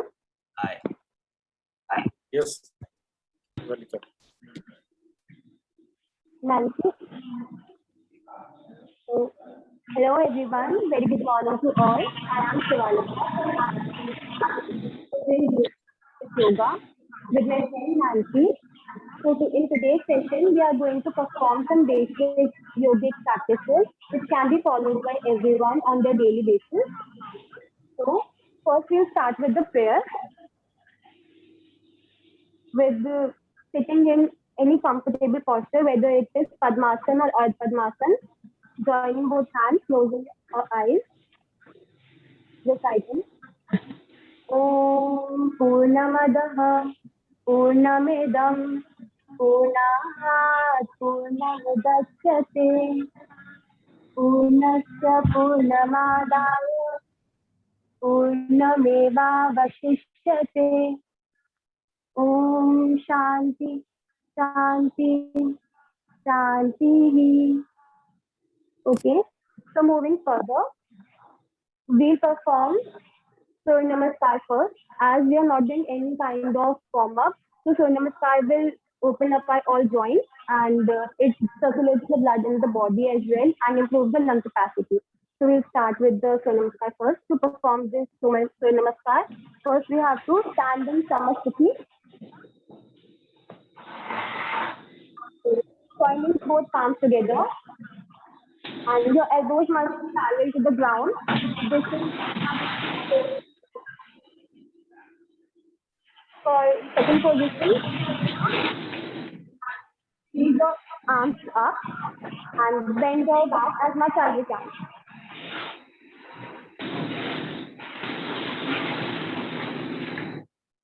Hold the posture for some time.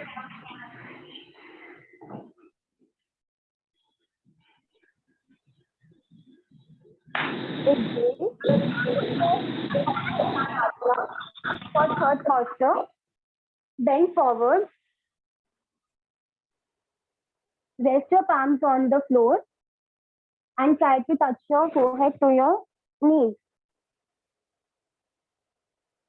Hold the position for some time.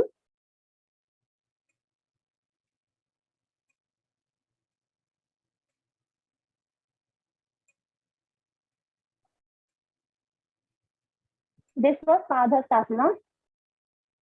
With inhale, place the right leg back and rest your knee on the floor. When you're all done,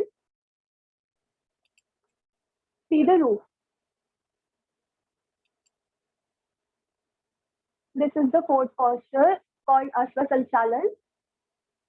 Hold the posture for some time.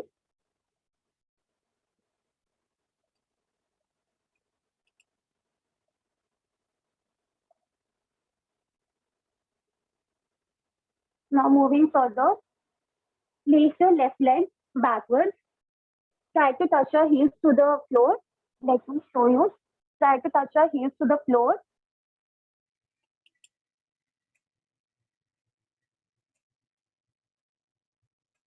This is Parvatasana. Hold the posture for some time.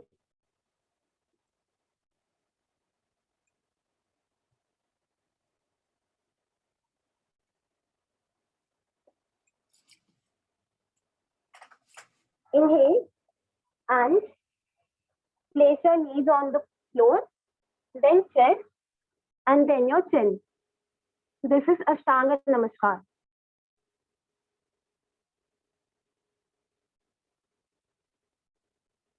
Hold the posture for some time.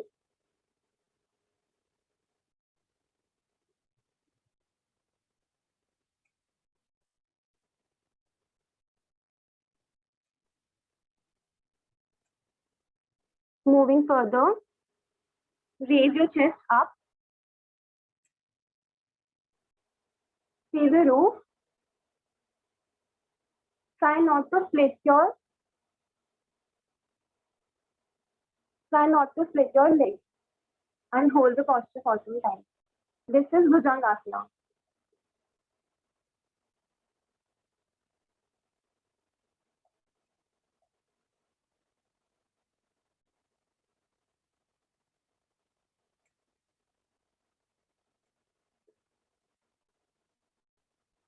Now repeat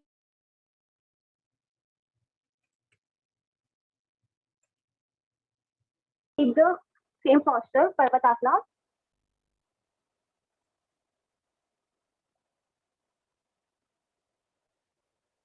At this time, take your right leg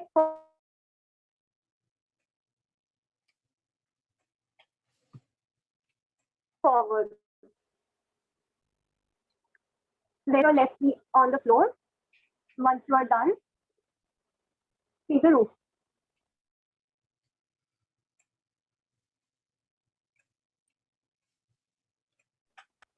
Ashta Sanchalan. This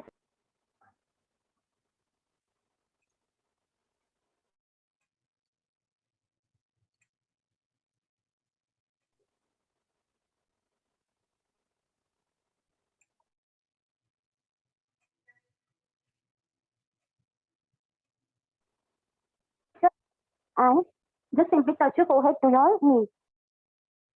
Adhastasana.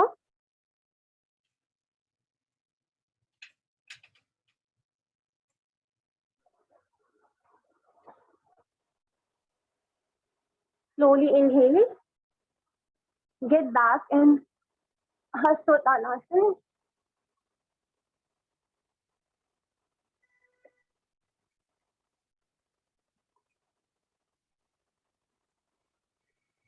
Come back in Namaskar position and relax. This was a one round of Surya Namaskar. Now Nancy will continue with her.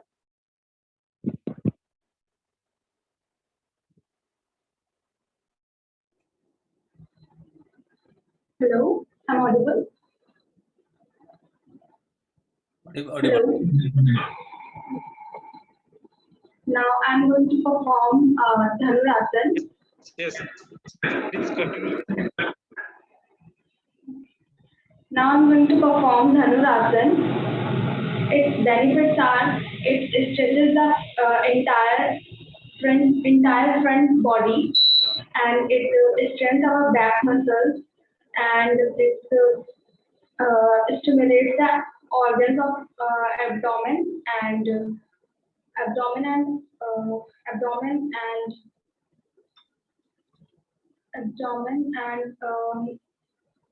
neck, abdomen, organs and neck, and it also helps to reduce the belly fat and many more. Now I'm going to perform this asana.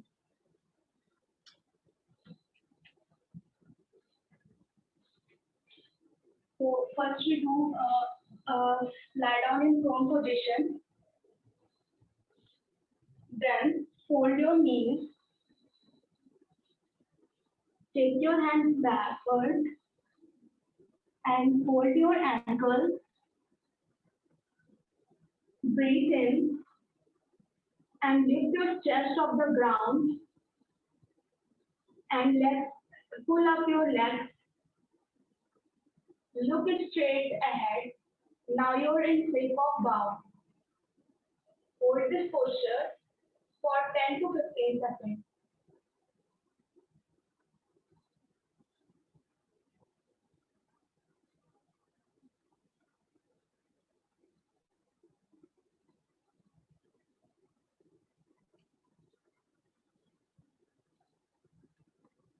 Now gently bring your legs and chest to the ground and relax in Makarasana.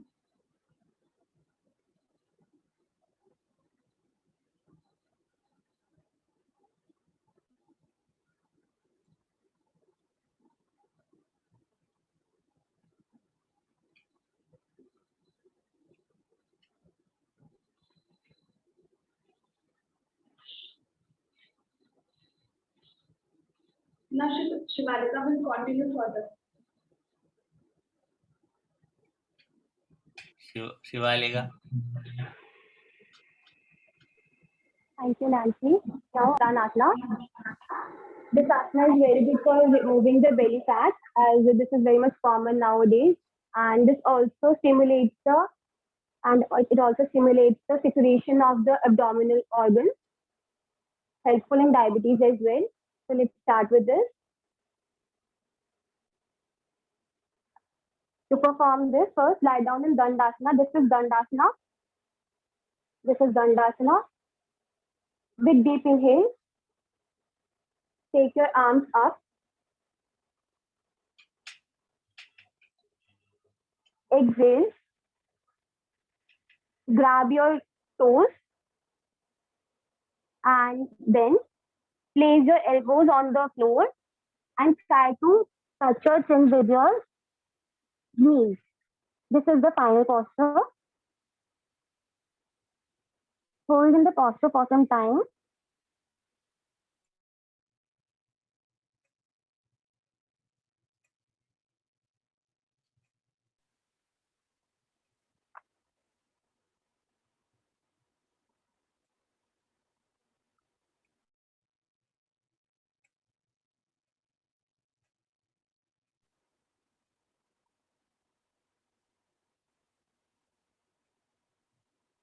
Then exhale. Come back and relax. This was the posture, Paschimottanasana. Now we'll end up with the Bhastrika Pranayam. To perform Bhastrika Pranayam, first sit in any comfortable posture, Padmasana, Padmasana, Sukhasana. I'm sitting in Padmasana. Now, what you have to do is your thumbs, put your thumbs on your ears, index finger on the forehead, middle finger on your eyes, ring finger on your nose, and small finger on the lips. This gesture or this posture is known as Shanmukhi Mudra, done by the hands. Now what you have to do is deep inhale, take a deep breath. And while exhaling, you have to make a sound like a hummingbird. Inhale.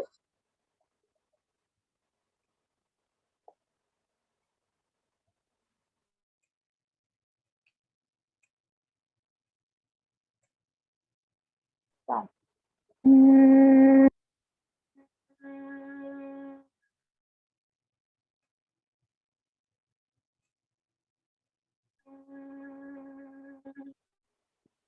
This was the first round.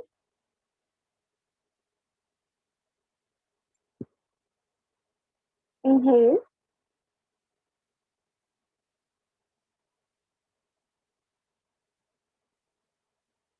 Start with the humming sound.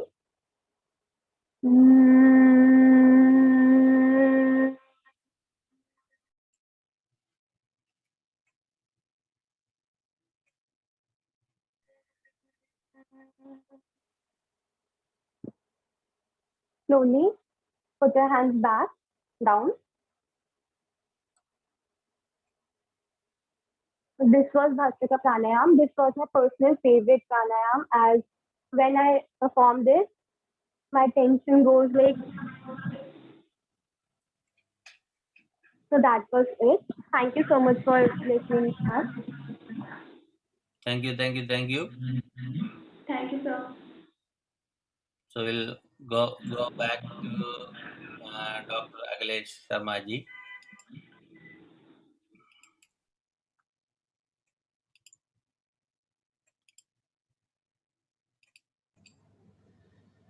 So, thank you, Nancy Pandey and Shivalika, to be part of this group. And Shivalika Parashar, I'm glad to see you are representing Parashar lineage here, because Parashar Rishi ji was one of the 6 proponents of Ayurveda on this earth, who were given knowledge of Ayurveda through Rishi Bharadwaj, and after that there were 6 school of thoughts on this earth. And coincidentally, I also have a Parashar Gotra. That's my last name, or a Gotra. So you're like my little sister, I would say. So anyway, so I think it's the time to sum up. Dileepji, do you want me to say something? We can take little more time. Is anyone like to ask any questions to doctor?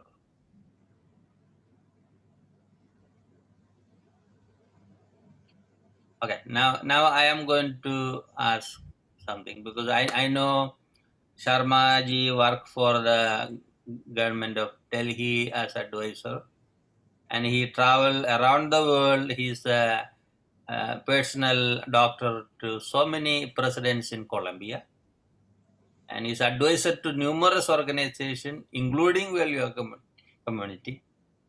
And within this, so many decades of promotion of Ayurveda, what are the drawbacks you face it with our people to promote Ayurveda? Uh, well, it's a wide question though.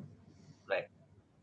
So, but the answer to that is, you see, in India, Ayurveda was one of the major healthcare systems which were which was having a contributory role in the healthcare system of the society.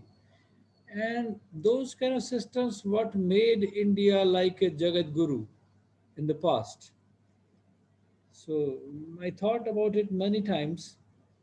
So this pure knowledge of all the Vedic sciences, the just say in Sanskrit we call it Vedic Vangmay, the entire lineage, the diaspora of the Vedic knowledge, which is very vast, not only the healthcare system, let it be Vedic architecture, music, art, astrology, all of that made a super civilization in this part of the world, which has a lot of cultural heritage and richness, which has still a lot to offer.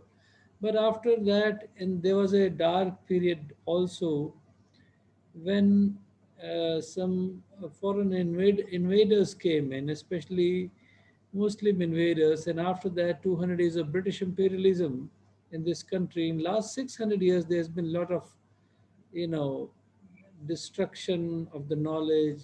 Library was burned. They came for looting the country.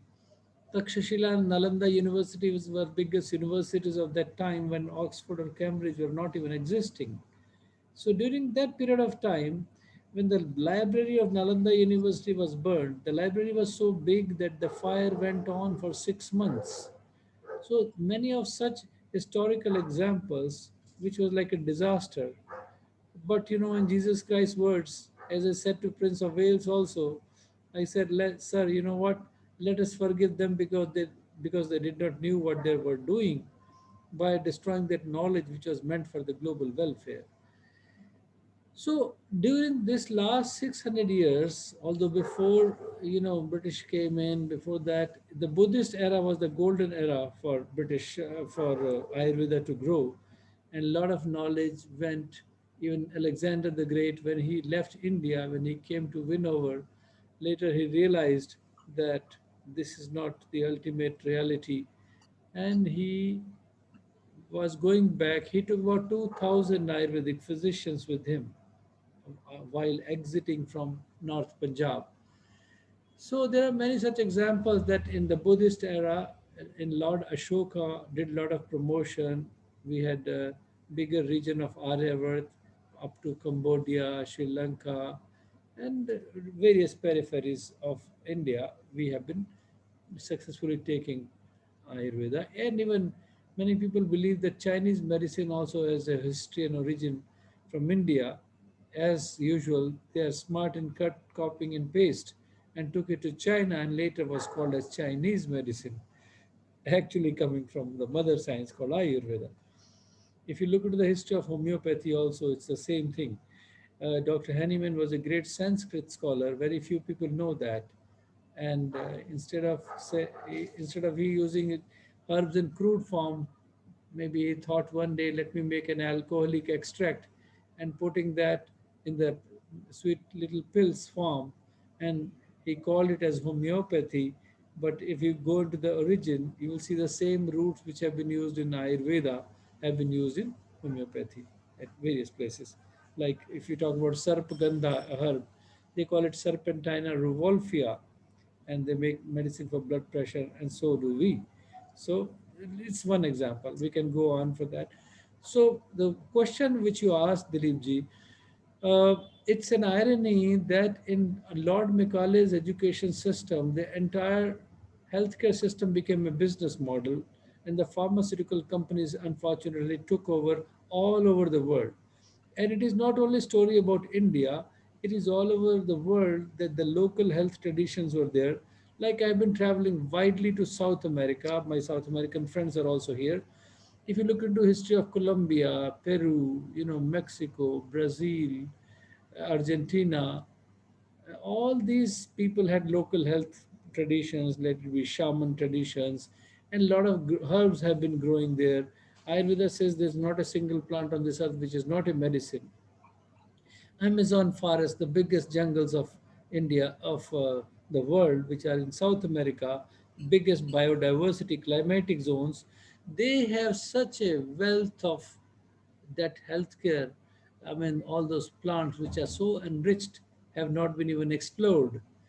So, I mean, we forgot about those local health traditions, and it was a planned conspiracy where the pharmaceuticals companies came into power all over, and they were the one who had the money and the power. They are the one who have been deciding the fate of the healthcare systems. Today, also look at the whole model. I didn't want to really criticize the system, but look at the vaccination politics, or let it be the all those injections which we have been using in allopathic medicine. Now they're saying, oh, no, no, no, this remdesivir doesn't work, and this doesn't work, and that doesn't work. And now the corticosteroids are bringing up the fungal infection. And, there has been a failure at many fronts of the. So today the WHO says the book of contraindications has become 4 times thicker than book of indications in Western medicine. So we have to realize this fact that we, not only Indians, but people all over who believe in Ayurveda and yoga, that it works, they have to create a revolutionary movement all over the world to revitalize these traditional knowledge systems, incorporate because they are more natural, close to abiding by the laws of nature, and then only we create a balance in the ecosystem also. So policies will have to be shaken. Has to start a kind of a revolution from the streets, just like French Revolution and other revolutions. In Ayurveda also, there has to be kind of a healthcare revolution to be started all over the world.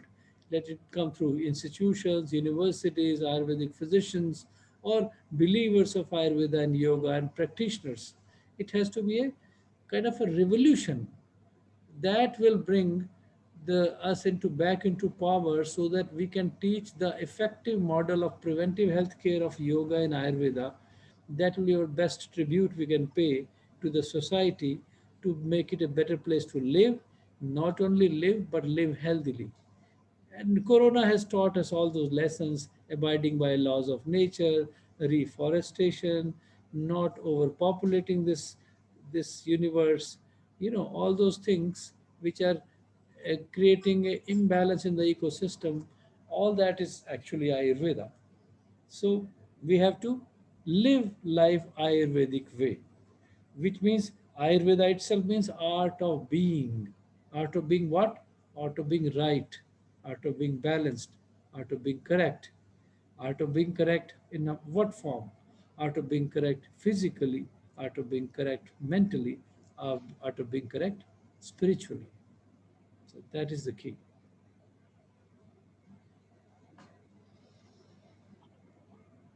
So, what is your advice to this group? So now is more than 600 people are watching this program. I know this is a yoga month. For me, is a yoga month. We are putting Like I would every. say, we need to unite the entire force of yoga community from all over the world, make an alliance of yoga and Ayurveda together first. These two organizations of different levels, they need to come together. And why don't we take lead on this, Guru Dileepji? We create regular community events, let it be street plays, for creating mass level awareness programs. We need to create more webinars like that, so that we can educate masses. These days we have this technology, and also create a momentum in support of this revolution. I see last few weeks there was a turmoil in India, the clash between Ayurveda promoter, few promoters, and the modern medical doctors fighting because somebody, one of the monks said, vaccine is a business. It made a big mess. So people start getting angry towards Ayurveda system. So what is your point of view? See, the thing is, this is true if we look at the bigger picture, even before the vaccination drive, the pharmaceutical lobby has been so strong. If you look into the American model after which is a super strong country, the most powerful country in the world, economic power of the of the world, where weapons have been the biggest business, and the second biggest business has been the pharmaceuticals. Whereas Ayurveda and yoga philosophy says, Chikitsat punyatam nakinchit.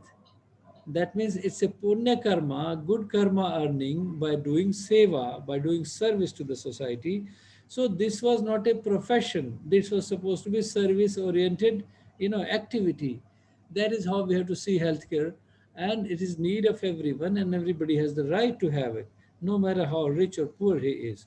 It should not be, game for the riches only, where you see people died like mosquitoes on the streets in India. It was very shameful. In other parts of the world also it happened, with lack of oxygen, lack of beds, just because overflow of money, and it's so outrageously expensive.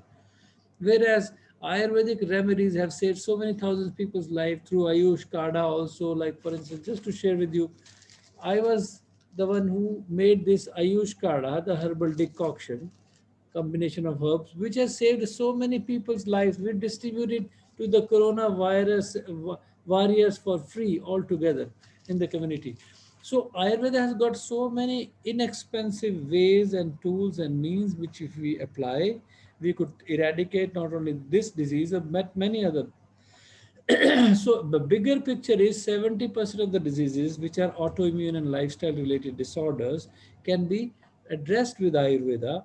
Rest of the 30%, if we leave 10% for emergencies and 20% for surgeries, this 30% sector can be catered by modern day medicine, but rest 70% of the healthcare of the whole ecosystem, not only human beings but everyone, Ayurveda can be play contributory role in that. We need to educate first and then tell what are the replantations we want to grow countrywide. I mean, internationally, not only in India, everywhere, Ayurveda can play a lead role. So, so this controversy which happened in India also, actually I was also invited because I've been serving as advisor to Ministry of Health, Government of Delhi. So I was invited to have be part of the debates in different places. So what we need to understand that we definitely don't want to this nexus of just chemical medicine lobby to control everything we do, and they cannot just call that yoga is a stupid science, or yoga or Ayurveda has nothing much to offer. This is just little few hanky panky herbalists. If you look into the bigger picture of Ayurveda, I tell you, we have more than 280 or 290 Ayurvedic colleges. We have 24,000 primary healthcare centers of Ayurveda in this country. We have more than 7 million registered practitioners of Ayurveda in this country, which is a huge number. But we do not know our strength because of the long-term slavery, British imperialism crushing the whole system. Before that, also foreign invaders. Last 600 years, we lost our pride. We forgot about what we had. So we need to be understanding our significance today, our relevance, where we have to say, look, enough is enough. We are going to fight on the streets if we need to, because we need to take care of this world. We have to save many people's humans' lives. So we have to be like a warrior, like a soldier. It's a war actually now. So we don't need to give up. Only thing is we don't have the money power, but we have numbers of human beings who are believers. Like when I tell you example, although Baba Ramdev, he was in a little bit of controversy because he said some nasty words for the other community, but in a way it was more of his frustration and he didn't intentionally say anything wrong. But the thing is, the allopathic lobby has been for very long time had been criticizing Ayurveda, calling it is like a hanky-panky quackery and all those words they have been using. The science which has been time tested for 6,000 years, just because we don't have money, there's no glamour, there is no multimedia or media support coming up. And because of our poor Vaidyas, if they don't speak English, if they don't communicate well, and they are ready to do a charity and doing it for free, that's why we don't value them. Like if Babaji Pudia is given by poor Veggie for free, so we don't want to take it because it is something hanky-panky stuff. How can we think like that? So we need to change the mindset of the society. The society at large has to take the responsibility. They are the one, the human power would be the one who has to come on the streets and say, hey, we'll boycott, discard this system, and we want to follow the system which is more natural, which is more coming from our kitchen pharmacology, and we want to promote all those doctors and encourage them to go to them, consult them, organize their lectures, webinars. All those who are into electronic print media, please organize more webinars, awareness programs. See, irony is when India got independence, from the day one, you know what should have done in the healthcare system? We should have not created different degrees. We should have created one doctor with an integrative system of healthcare where Ayurveda, homeopathy, allopathy, Unani, everything could be combined. Then we would have created the best of the doctors. To give you an example, if you look at the American model, people like Dr. Deepak Chopra, who became a celebrity star in that country, although he was a Western trained medical doctor, but he studied some of Ayurveda and yoga and meditation and other things from Vedic philosophy, and then he started doing lectures. So he became national bestseller author of more than 57, 58, I don't know, more than that books now. He's become what made him popular was not only Deepak Chopra, not only his oration, but his content. And where that content was coming? From yoga, from Ayurveda, from Asian philosophy. So what I call it, it is not Deepak Chopra is popular. It is a concept which made sense to the people at consciousness level. And they admired that. That is what made him popular, who became national bestseller authors of those books. Where even just the A, B, C of Ayurveda has been still written because he's not an Ayurvedic doctor though. I'm not criticizing him. What I'm saying is if we bring this whole picture, the knowledge up to Z to the society, we can bring revolution in healthcare system and of the society, not only of the system but of the society at I know large. the surgery actually started from Ayurveda physicians, and Yes, my if father you look was at the studying homeopathy. if He you look into studied. the Sushru Samhita, there are 132 instrumentations like Kakh Mukhi Yantra, Vrihi Mukhi Yantra, many of them. They are based on the basis of the how the beak of a cow looks like a beak of a duck is different than, when the upper peak is bigger, longer than the lower one. So different kind of instruments have been named, nomenclature has been done on the basis of watching things through the nature. And on the same basis, modern day instrumentation technology improvised and that went into surgery, but that was only a technical advancement of the healthcare system. It is not their monopoly that they say, okay, I'm the surgeon, it is mine. No, it came from Ayurveda, it is very much proven, and Sushruta was a great surgeon, which world appreciates. Even in Australia, many places they have put statues of Sushruta, being one of the first one to do the rhinoplasty, and all those suturing, all those things were done. But knowledge eventually, some of it was lost or burnt, as I said, in Takshala universities, and some similar incidences happened to destroy the culture of the country.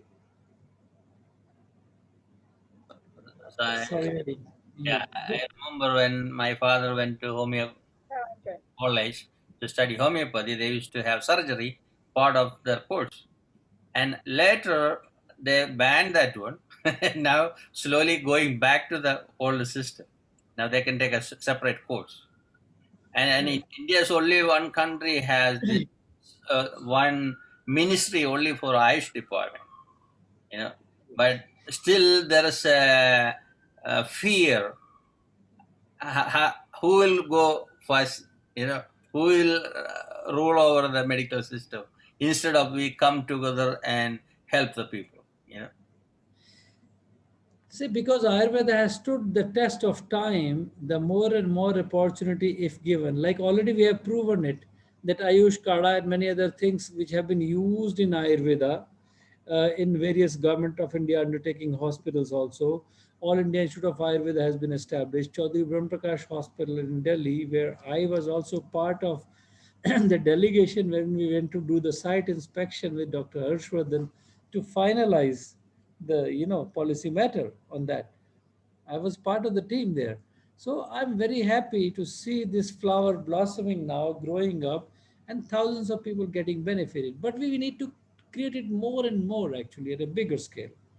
That will not only cut down the healthcare cost, first thing, that will also be more better quality of life and longevity it will bring. Because now even in the yoga we have like a two system. One is educational way of learning yoga. One is Gurukula system of learning yoga. So when I interviewed so many yoga teachers from educational way, we ask some questions. They are very poor in answering Uh-huh. questions. Yeah. So we really need to groom them all, Education's quality control and standardization is a must. If we don't do that, then we'll lose the battle. So we want to see, we have to be introspective. What are the lacunas where we need to really work? What are our weaknesses and what are our strengths? We have to be introspective too. So I was thinking good to have the educational and the Gurukula system combined for the long Right, educational system, so they will have the real practice in their life, right, right. not only the theory. Yeah. See, that will only build the trust gradually. It will not happen in one day. It's a process. So we have to start that journey and work on that. The, I, tr- the truth will prevail and the truth will be known. There's no doubt about it. It will take time, but it will happen. I Yeah. saw, yeah, I saw Jaspir Bhatia raise his hand.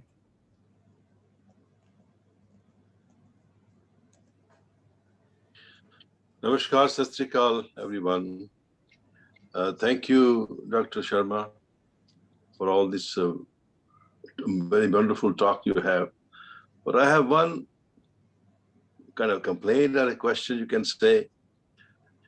I live in USA, but the availability of this knowledge here and the ingredients, so-called Ayurvedic, they're not easily available. They're so expensive sometimes. The people who come here, they charge so much money.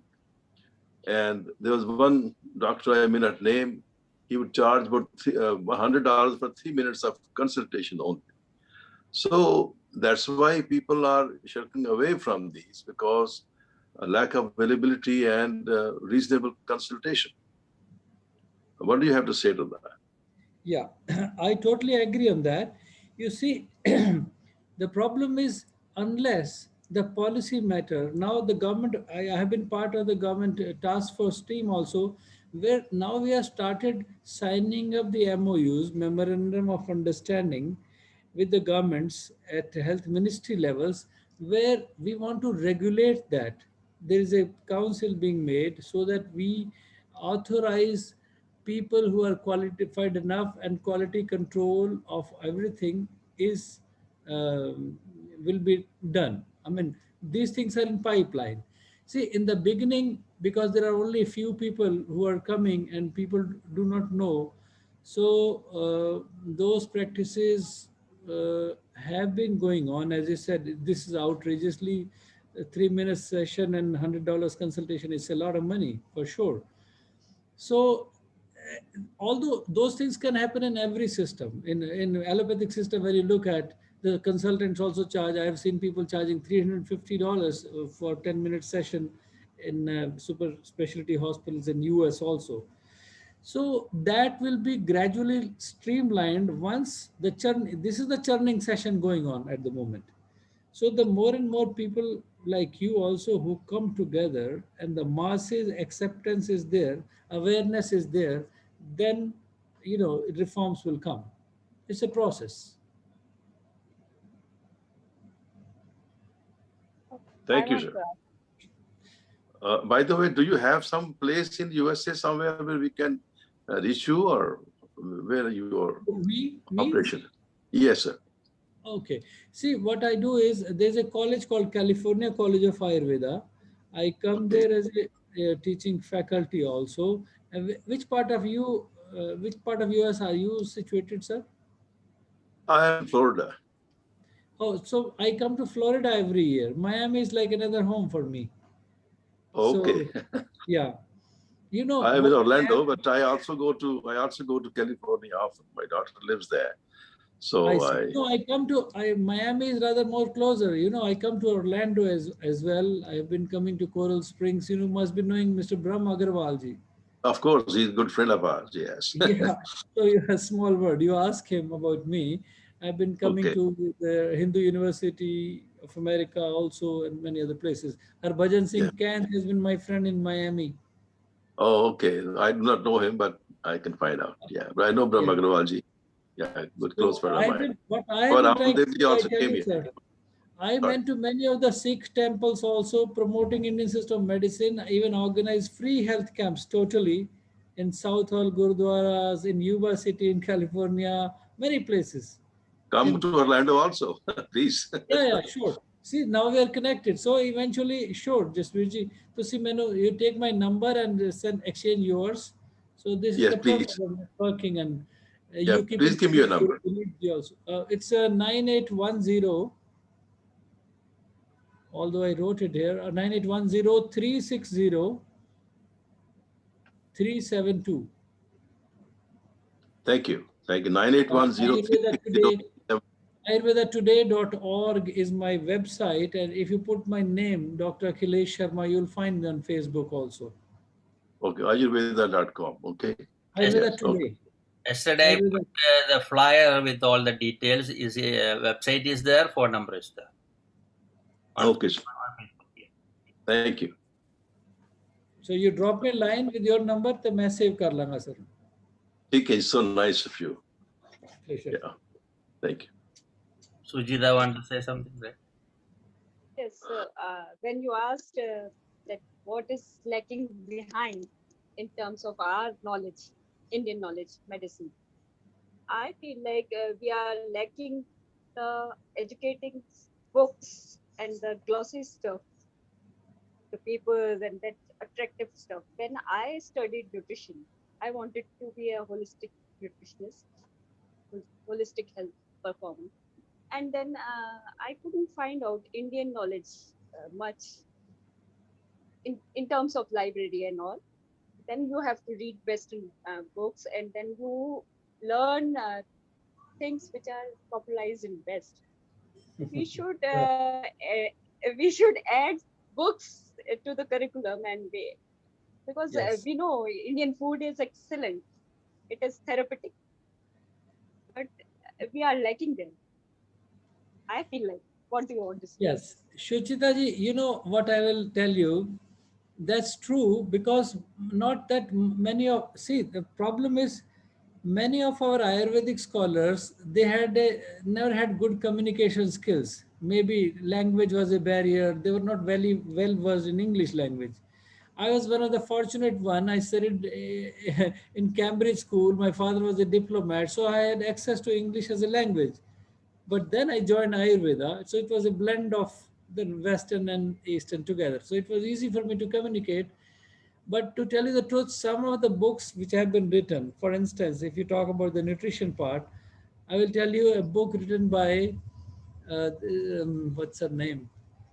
There's a book called Ayurvedic Cookbook by a writer called Ameda Morningstar. Yeah. Then she wrote another book, Ayurvedic Cookbook for Westerners. And both of these books have become super popular. You can find them on Amazon also, and you can find a lot of information. So this is what I keep doing. They are not written by me. I keep promoting all those authors who are doing that good work. And I've never met Ameda. I don't know where she lives. She's in US somewhere, but she has done a good work. So we should appreciate. So here is the name I gave you. You want to go ahead and then propagate it among others too. Any other Ayurvedic. Yeah.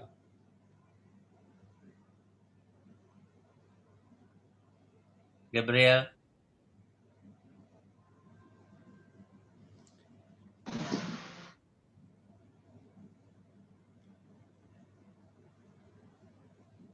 Is your video working or?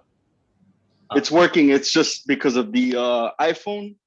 I have to cross and do a bunch of different things, and the phone doesn't always work so quick. My apologies, Dr. Sharma. This is always a wonderful pleasure to hear you and to connect with you. And even when I don't hear you on the physical, I still feel very connected to you. You're somebody who I feel very connected to. So thank you. Appreciate Gabriel, and keep in touch. Is mom also here, Hilda? Yes, of course. I said greetings to her in the beginning, and I'm so grateful for her to be joining the session. So actually, we had a great session today. You brought majority of the areas of Ayurveda and the yoga, how it should be go hand in hand. I remember when I grew up, Ayurveda was not that popular in my neighborhood. People run to the modern medicine. And my mother brought me to the modern medical doctor. I had some kind of infection on my ears, and doctor gave me a really hard time. And my dad came for a weekend, and he said, "Don't bring him to the doctor. I'll give you a homeo medicine. Take that one. That's it." From that onwards, I never went to a doctor to get any other stuff unless I get a teeth problem.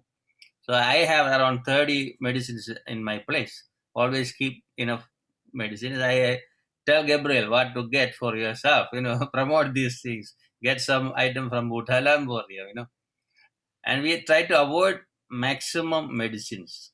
That's the toxins sometimes for us. Then I appreciate my mom because actually she's the person who gave me idea about Ayurveda and the naturopathy.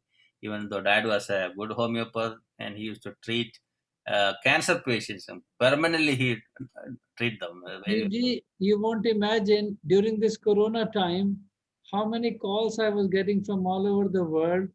And somebody put a sticker, I won't name the hospital, somebody in New York City put a sticker in one of the COVID ward on a tape. They wrote, "Those who want natural medicine treatment, contact this number."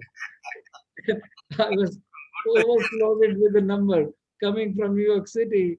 About 350 patients already compiled with COVID positive who took only Ayurveda and cured totally. Then I remember like a mom's family is over 700 years old Ayurveda practitioners, yoga practitioners, and martial arts. Kaladipai. This was a combined format. It was not separate earlier.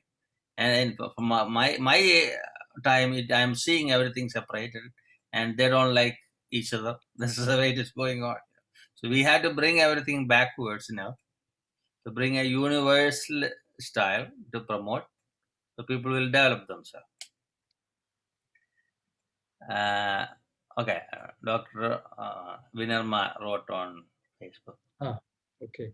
So, and 28th of June, we are going to have music and dance because that's also part of the system.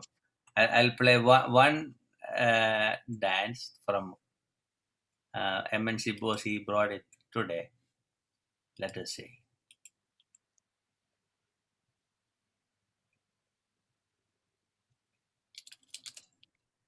Dileepji, I might have to go. Would you mind excusing me, because in a while I would be starting a online consultation. Okay, that's fine. Is Yeah, that okay? I'll be in touch. Thank you so much for your help and Thank you, everyone. with So, us. apologize. I have to. Thank you, sir. Namaste, sir. Ji, acha ji. Namaskar, Viram ji. Thank you. Namaste, sir. Thank you, everyone. I will contact you, sir. Namaste. Yeah, please. Okay.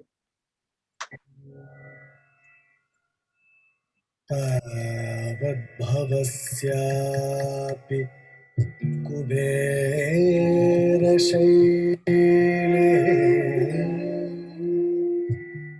तत्पूर्व पाणिग्रहणापूर्वम्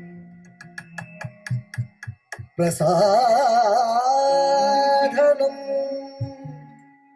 मातृभिराधृताभिः न्यस्तम् पुरस्तात्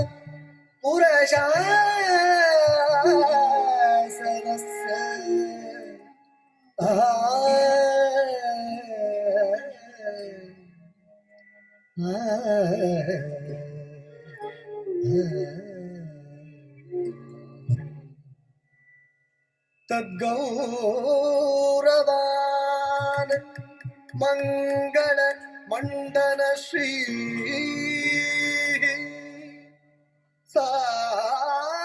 सापस्पृशे केवलम् ईश्वरेण स एव वेषः परिणेतुरिष्टम्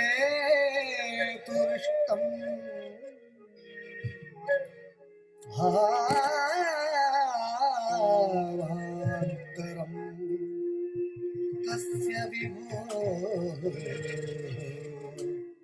प्रपेदे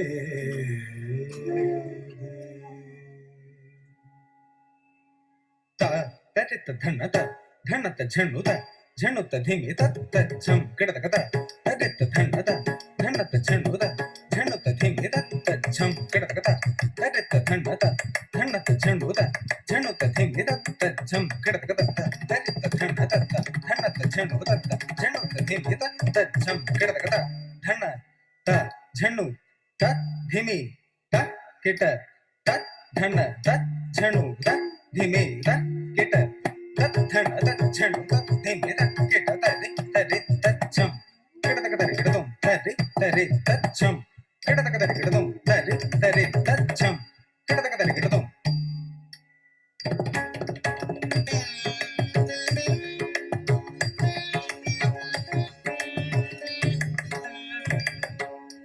बभूव भस्मैव सिताङ्गराग बभूव भस्मैव सिताङ्गराग कपालमेवामल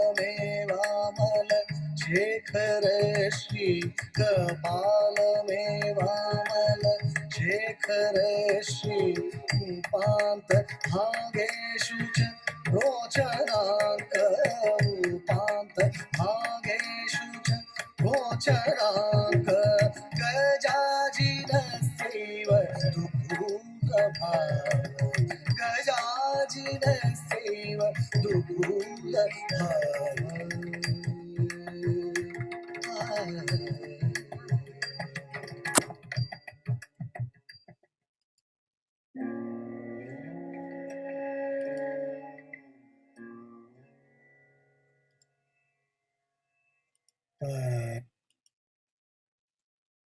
That was a beautiful clip.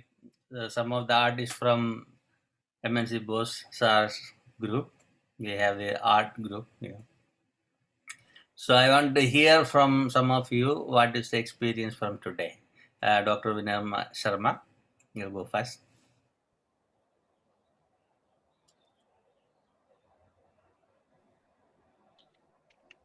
Guruji, it was very nice, wonderful experience, and it was a very informative talk also. With each and every word spoken by Dr. Akhilesh Sharma sir, I can say that it's landmark for us. As a point of view, we can say that since ancient to the current perspective, how it with the references he has given means a beautiful talk, I can say, and nothing to say over that. Dr. Keshav sir, really satisfied by wonderful fact, and I have noted so many things, sir. I have noted down so many things, whatever sir has spoken. So I will go through with that to learn much from it. And thank you, Guruji.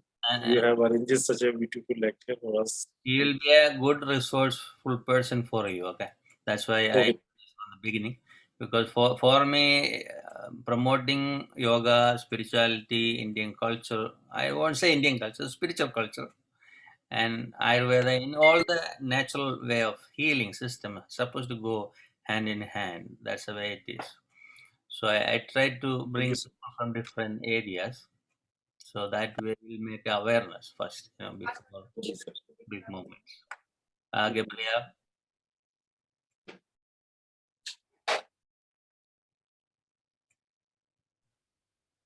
Nothing to say. Everything has been said. It's been a wonderful sharing. This is like I'm feeling it's like the divinity is coming more and more and manifest to this earth in so many ways, and it's finally I guess it's finally time. These systems have served us in some way. They've suppressed us, and we've learned lessons, and now it's finally time for us to begin to come together as a world in a universal way, and begin to let go of the shackles that we no longer need, that no longer serve us. And this has been beyond words.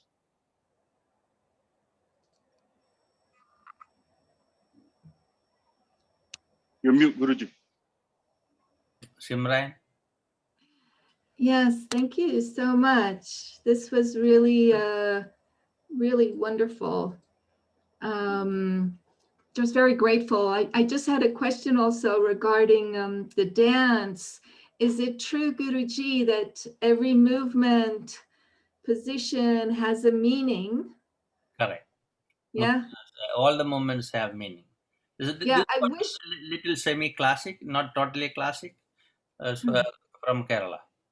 I wish we could learn a little more. Like I know there's stories that they tell when they dance, and Yeah, if somebody is coming for the 28, if they want to explain, I'll ask them to explain, or we'll have another event coming in August related with the 75th birthday of India. So we may it's just really just beautiful, and it's so important to talk. So thank you for bringing like health, because it's just so crucial. It's everything. It's the body, it's the mind, it's the soul, it's how we work on all those. So anyway, thank you. I just want to say thank you. And remember, well yoga community here is to stand well-being of the people more than anything else. That is one of the agenda at the Sustainable Development Goals of the United Nations. Very specifically, we wrote in our bylaw. Yeah, thank you. And Sarah Valencia from Colombia. Thank you, Guruji. Thank you, everyone. Every time I listen to Akhilesh, I just get like happy and thankful. He has so much wisdom, and he's not selfish. He likes to share all the time. So thank you for having this space for us. That's the part I like about him. He can make millions, but he has a principle, And when I go to his house, we just talk. And he's very resourceful to anybody. If you don't know somebody, he will find out and call you and say, just this is the message. You have to contact this person. That's the beauty about him. A lot of time, I had a hard time when I interact with the people. They tried to block me from different contacts. For him, it's an open book. That's the way. Completely agree. Even how I met him, I kind of was the younger student when I was like 17, 18, so something like that. And in one lecture that we did, or workshop that we did in Colombia for 1 week, he gave us his card. And then one of my family members got a little bit sick. And I wrote to him. And after all that, we have been working in Medellin, and we're relatives as well. So yeah, he's very open. So I encourage everyone that wants to write to him. Maybe sometimes he's busy. I mean, don't rush, have patience, but he will reply. So go for it. Sujita? It was quite an encouraging and informative session, sir. Great. Akhilesh sir was extremely simple in his presentation and quite understandable. Definitely. Thank you so much for this session. Great. Saksham Batra? And you had a question. Yeah. Challenging question. That's good. Yeah, I mean, as far as I'm concerned, there are very few people that can actually hold on to my attention. Akhilesh sir Dr. Akhilesh was one of them. Anyway, when we talk about Ayurveda, because I am also Indian and I also have a special place in my heart because it is, let's say, Desi practice. So I have a special place in my heart for Ayurveda. So yeah, overall, a really good talk. I really enjoyed it. Yeah. Good. And Shivang Tanwar?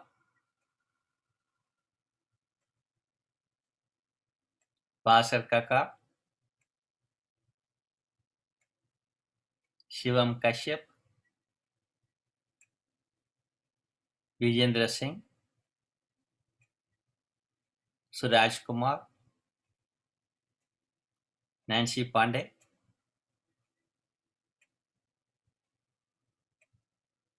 Okay, tomorrow onwards, all the students has to be keeping your video on because this is a discussion group, not for hiding. Educational, right? So you had to give the respect to everybody. That's the way it's supposed to be.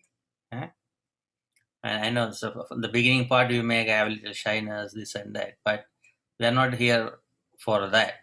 We are here to learn and practice and teach. That's our job. So all persons supposed to become a guru one day, you know. So we don't want to be disabled forever.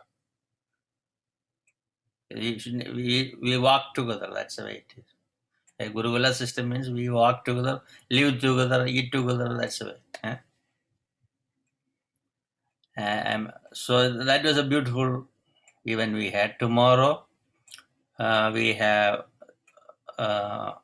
Reverend Martha Gallagher from the United Nations group, NGO group, and Sanjeev from yoga group in Punjab, and one doctor is joining, and the Lieutenant General will be he's a Vice Chancellor of the Sports University in Patiala, and he's from the King's family. I know one of the political leaders, MB, says she used to come to New York City.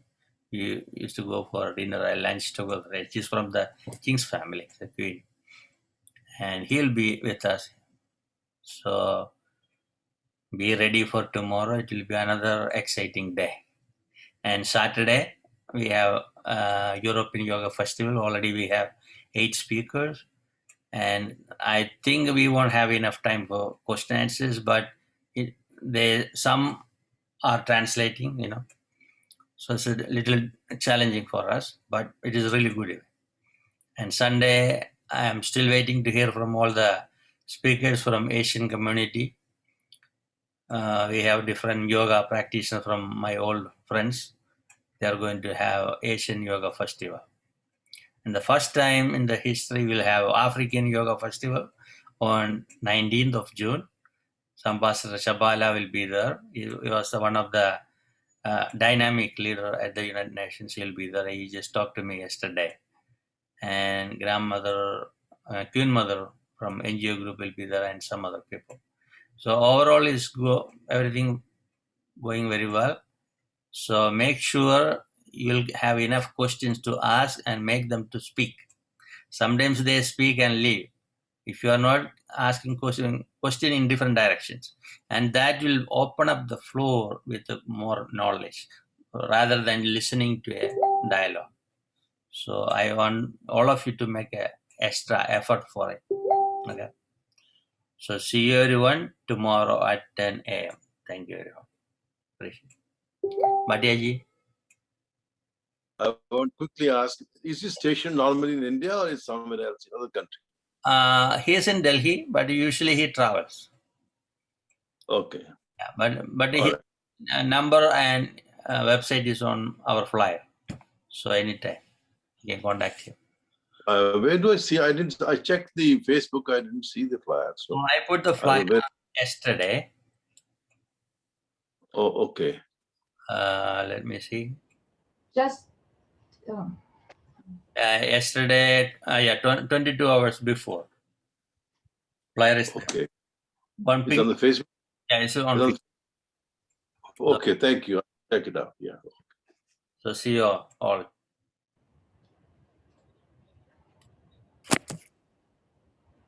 Just beer, Patya. The link is in the chat.